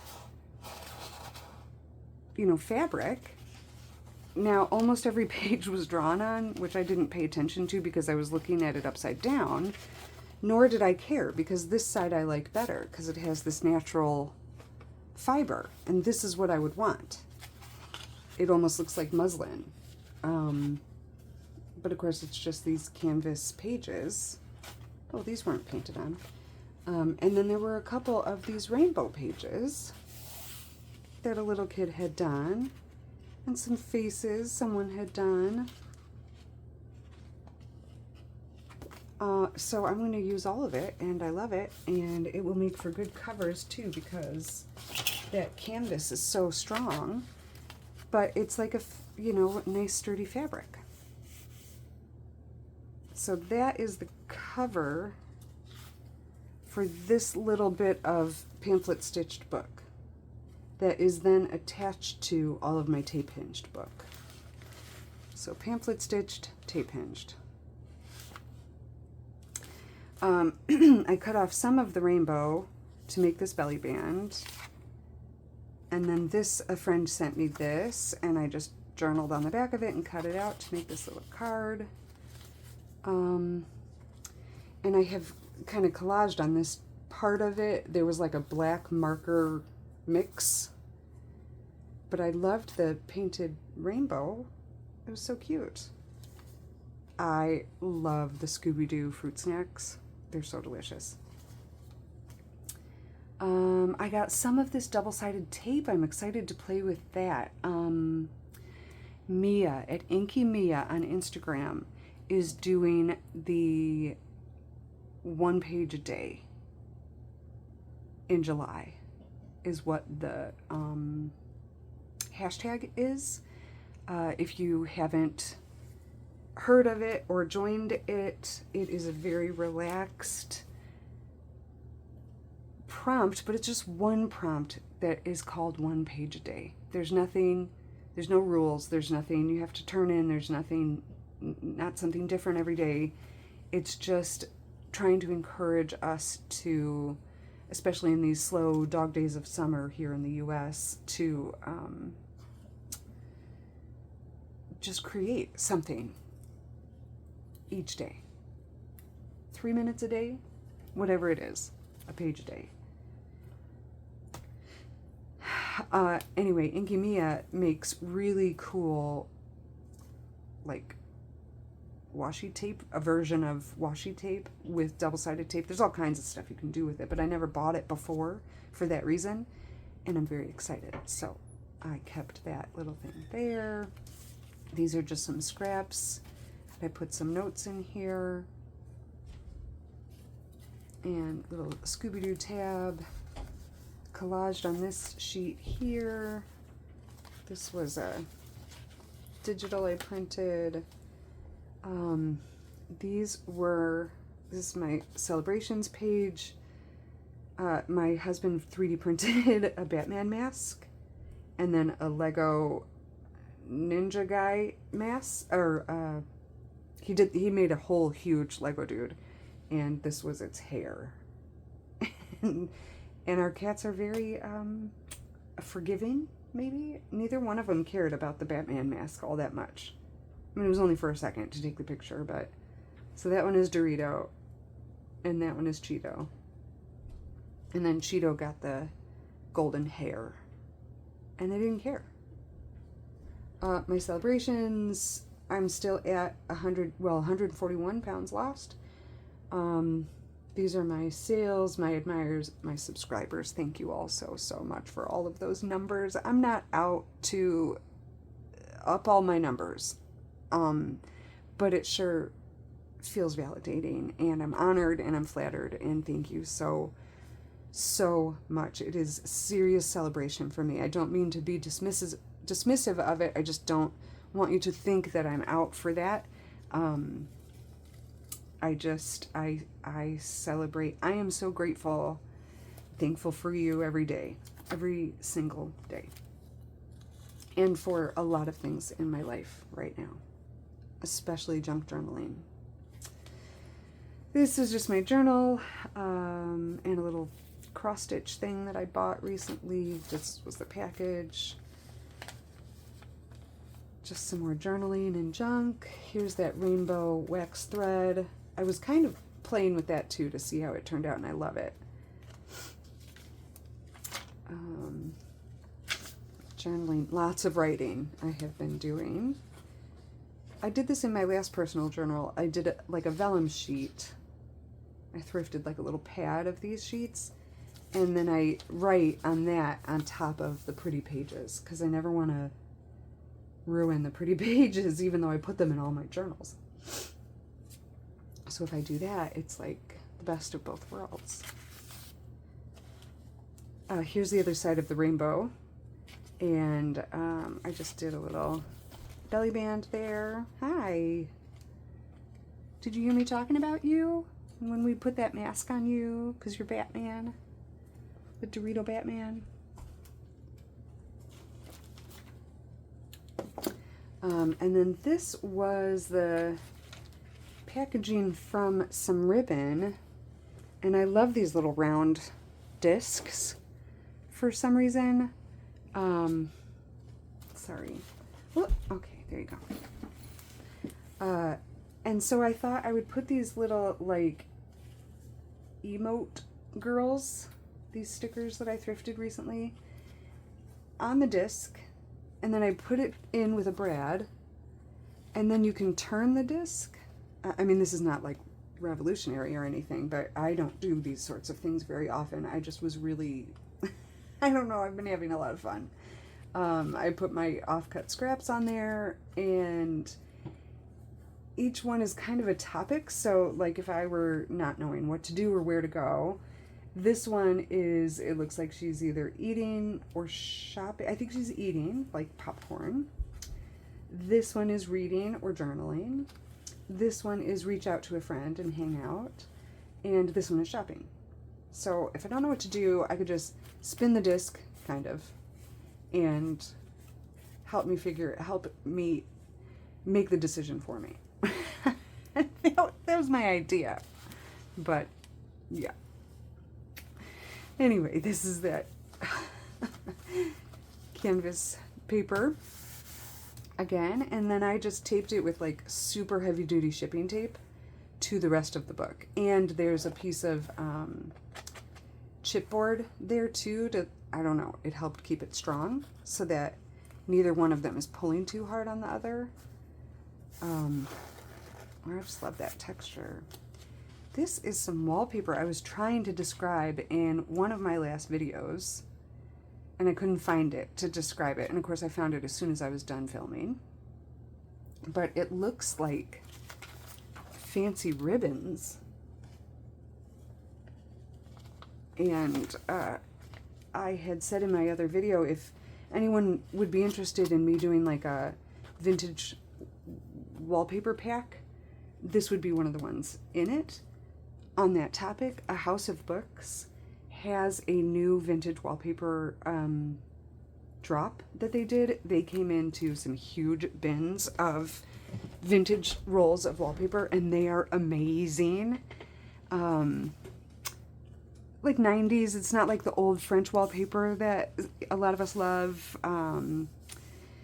but it is really cool. It's stuff like this, and the florals, and super cool. So A House of Books.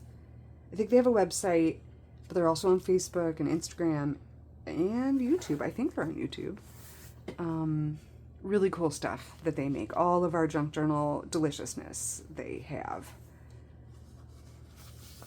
But I thought that was so funny as soon as I was done filming. So I made it into a little envelope where I just sewed the sides, and I sewed the top down like that, and then I put some notes in there. Little hidey spot. Just a digital paper that I wasn't going to use anywhere else. This was the packaging from, what does that say? Oh, vintage quilt. I got some more fabrics. Oh my God. Oh, someone stop me. I can't stop. I cannot stop buying the amazing old fabrics. I have so much. I love them so much. I love putting them in journals. I love finding them, collecting them, hunting for them. I love them. And I have too much. I feel like I'm rescuing them and saving them, and then people give me some, and oh my gosh, there's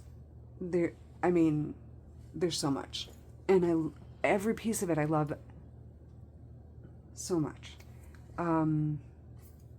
Anyway, I got some good ones. They are in the laundry room to be laundered, and so who knows, it'll be maybe 3 years from now that I have them available on Etsy, or that I use them in a book.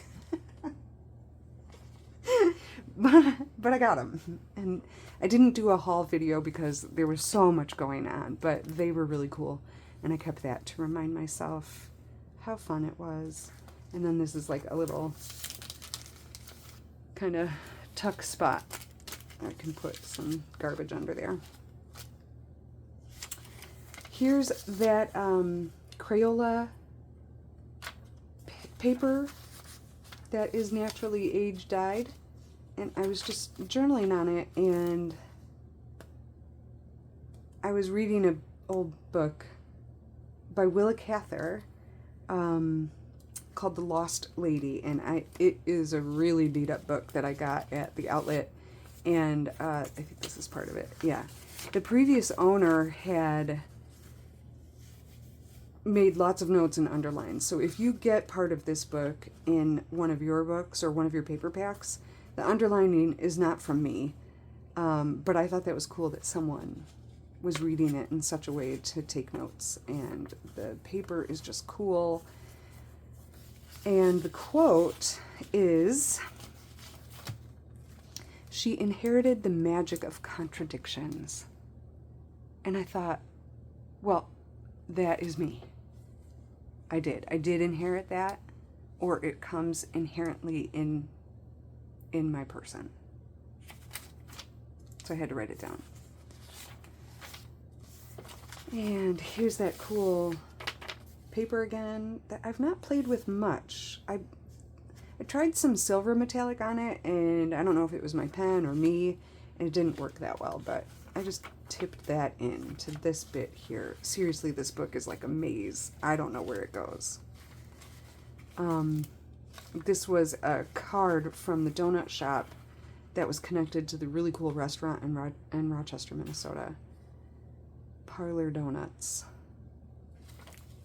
It's really cool. I just collaged on the back of it and hinged these pieces together by gluing papers. And this was from a local ad. Journaling, belly band that was made out of the packaging for some seam binding. And this is my to-do list and my budget, and we hide those things so that I don't feel the pressure. Actually, I have to take some things off of here. Trash stash is done. Film the forest floors. Done. Thank you. Yep, that's it. Inked Papers is the company that made my business cards and the little fabric roll. They do all kinds of different business stuff, and they are on Etsy. I chose the roll of fabric so that I could individually cut these pieces and fray them, because I love the frayed, but you can buy them already cut to whatever size. And I also wanted fabric so I could sew it in, which of course I forgot to do that, and I just glued it on this one. And then they did these. They're not fancy. I just needed something. The stamp was made by someone else. I don't know if I have that in here. What was there? Oh gosh, what was that company called? The stamp, Modern Maker. Modern Maker was the company that made the stamp. And both of those companies, Inked Papers and Modern Maker, were on Etsy, and they, oops, actually I didn't want that in there. What am I doing? They were very attentive, communicative, they were fast and awesome, and they sent proofs, and they were just, it was really nice to deal with and talk to both of those gals. Modern Maker stamps, there it was right there in front of me. This was a little sample that Inked Papers sent, where they'll make like a handmade with love little tag if you want. Yeah, it was really cute. Oh, here's the stamp. It's not a very good job of it because this was off kilter, but oh, I got some Thumper stickers. It's all bunnies and they're glittery. They're really cute. Oh, and there I had to profess again. And Inked Papers. I feel like really proud. Really proud that I'm here to this point and that I'm filming this right now, and that I don't know how I did it, because I'm often a scaredy cat, and I am really proud. So I had to include a lot of it in my journal. Journaling, more journaling, and lace. More journaling. This is a pocket. This was from the book called Our Presidents, and I put a lot of this in the Americana packs, but I'll be putting it in vintage packs and a lot of the paper packs because the images are really cool, but the images are mostly of the houses that the presidents lived in. And of course I cut off the information that it said. It was in Ohio, so whoever that was, in 1880, Garfield. So this must have been Garfield's childhood home or his home at some point. But did show a lot of the president's childhood homes. Really cool book. Really cool book. Here's the stamp again. I guess I'm kind of professing how proud I am. And there it is again. This is the size of it. This was their proof. I had some fun at Half Price Books recently. Man, I love that store. I love it. Paint chip page. Little, I don't remember what this was on, but it said reusable, so of course I keep it and reuse it. And I just put some washing on the back of it. This was a magazine page that wrapped around another map page. Mott's makes chocolate chip cookie bars made with applesauce. Who knew? And they were good. This is a catalog that I show a lot. I love it. I just journal around the images. This was a digital by a gal at Once Upon a Printable. And this is Jessie Wilcox Smith, right? Her artwork. And Once Upon a Printable put out a freebie where you could get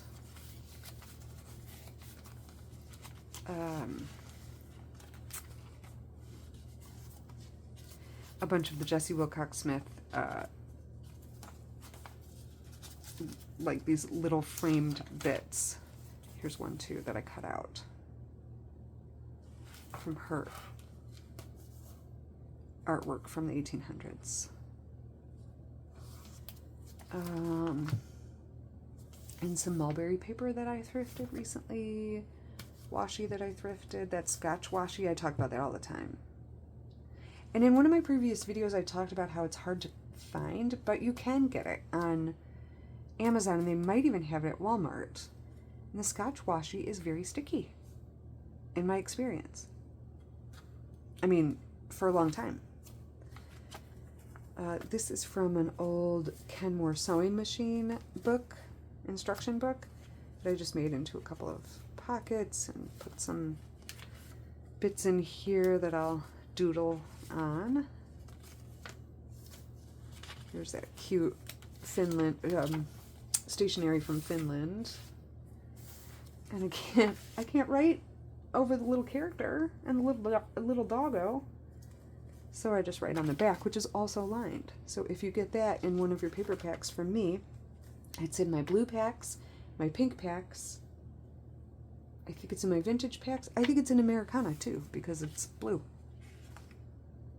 Even though it's made in Finland, I think I put it in Americana. Can you see that? Ooh, let me grab my mirror again. Sorry, that's annoying. But it only lasts like 45 minutes. Yeah, you can see that pretty good.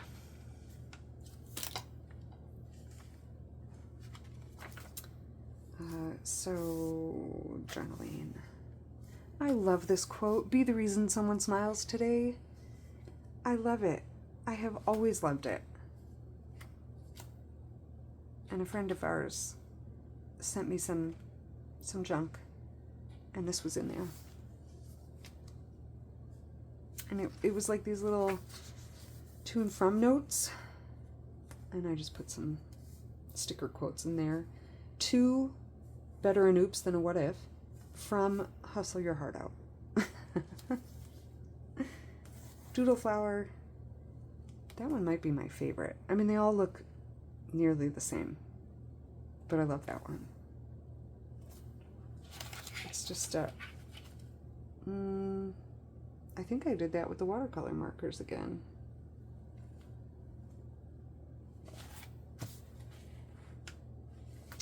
Envelope I turned into, I turned it into like a little purse for a while that was storing some ephemera, but of course that wasn't going to last. And so it has now become a page. Journaling. Journaling. I was actually mad at someone, not mad, but disturbed by a friend of a friend. And so I used all the mad Harry Potter stickers on that page. This was from when my husband and I built our shed. No, my husband built our shed. I did not have really anything to do with it at all. That sewing book again. This was from another Whatnot. Did I talk about this before? A Whatnot sale, which I can't go on Whatnot for a while because, yeah, I go crazy. But I got some ephemera on Whatnot from Thrifty Chick 24. Amazing finds. Amazing finds she gets. And I won a giveaway, and I was so excited. I never have won anything. Maybe one other time I've won something. So I was so excited I had to keep that little receipt. Again, I have so many tip-ins that I don't really know where my book starts and ends. Oh, there's me again. I guess I am proud.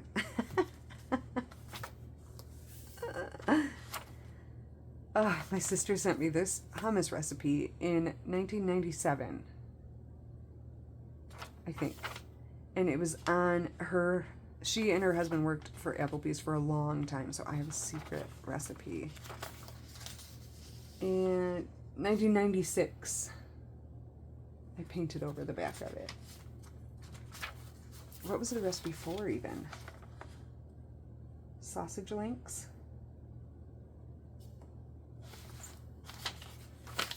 But she was really sending me this hummus recipe. And I painted over this and doodled again, little flowers. And then this one, I accidentally stuck it to this page and ripped it, but that's okay. Just some more fun painting. Gosh, I don't know if it's ADHD or if it is just what happens to us, to everyone who crafts, but I love painting and I love making a mess, but I always don't do it because I feel like I need all the space in the world. But I did all of these doodles on my tiny little computer desk. So I just need to remind myself that I don't need all that space to do that fun stuff. And I might make a mess, and it's okay. In fact, that's part of the fun. It just makes me so happy to paint. I didn't know that before junk journaling. Cute little book. Three little book. 3 little kittens. Oh, this was in that 1950s children's book. This was a different 1950s children's book. More journaling. Oh my gosh. Okay, this book. This would have been good in one of the forest floor journals. It was free at my local St. Vinny's thrift store. When you first walk in, often there is a cart of free, usually books. Sometimes it's free other stuff. And at one of my local antique stores, they also have a cart of free stuff right when you walk in. So something to keep in mind if you're looking for junk. If you don't have enough junk in your house, which of course we all probably do, but it's fun to find other junk. Anyway, this book was free, and it is called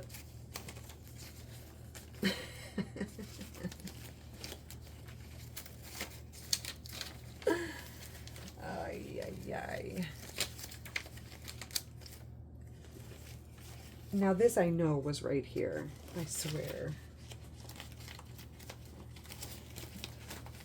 Oh crap. It was called, I think it was called like Earth Fairy and Fairy Fairy, or Mother Fairy, Mother Earth. I don't know.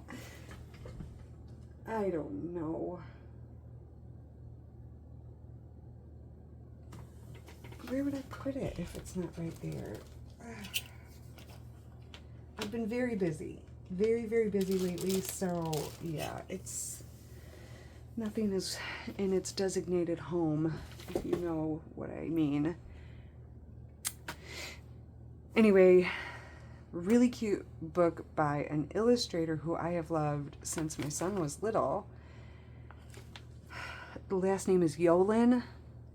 Oh, well, actually, she wrote the book and someone else illustrated it. But these same type of illustrations are in the other books.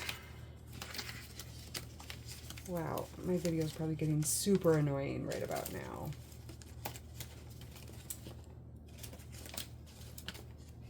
Oh my goodness. Anyway, really cool illustrations. I was so glad that this book was there and free. Look at the little tiny mushrooms. This would have been, like I said, perfect in the forest floor, but there's images in it that will be great for fall journals and for the Soggy Moss journals, if I ever get to those. Soggy Moss trash. But the illustrations, in my opinion, are really beautiful.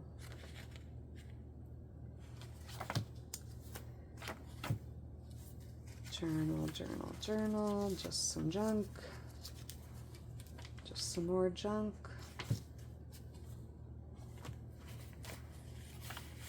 Oh, this is something else I thrifted recently. It's a spelling book. Read, Write, Spell with Mother Goose for preschool. And I thought that it was newer at first, which it is relatively, but 1987 this one was printed.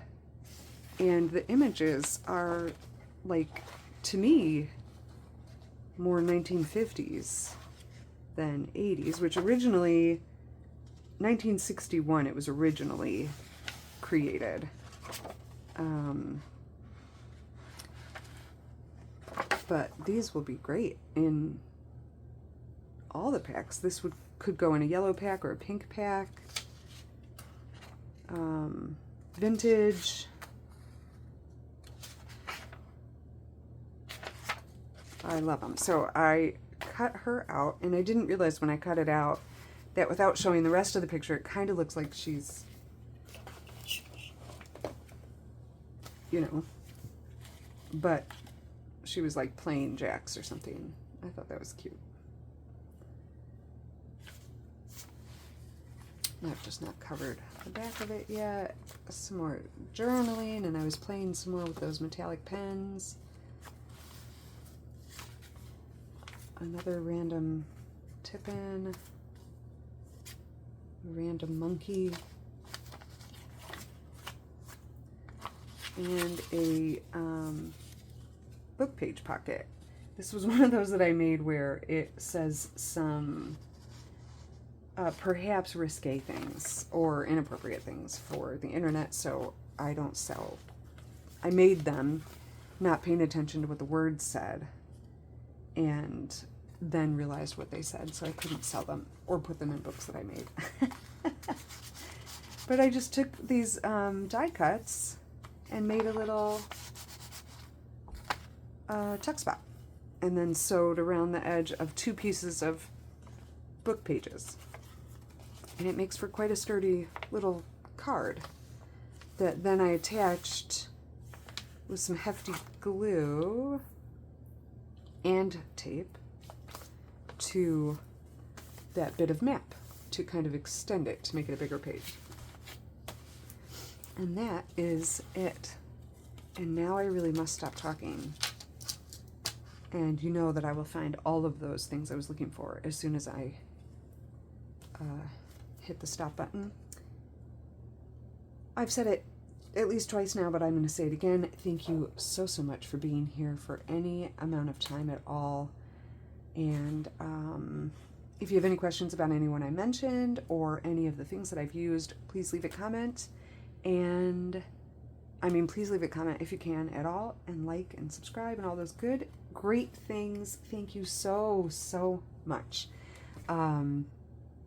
And I will be back soon with something, but I have no idea what it is at this time. So, good night. I love you.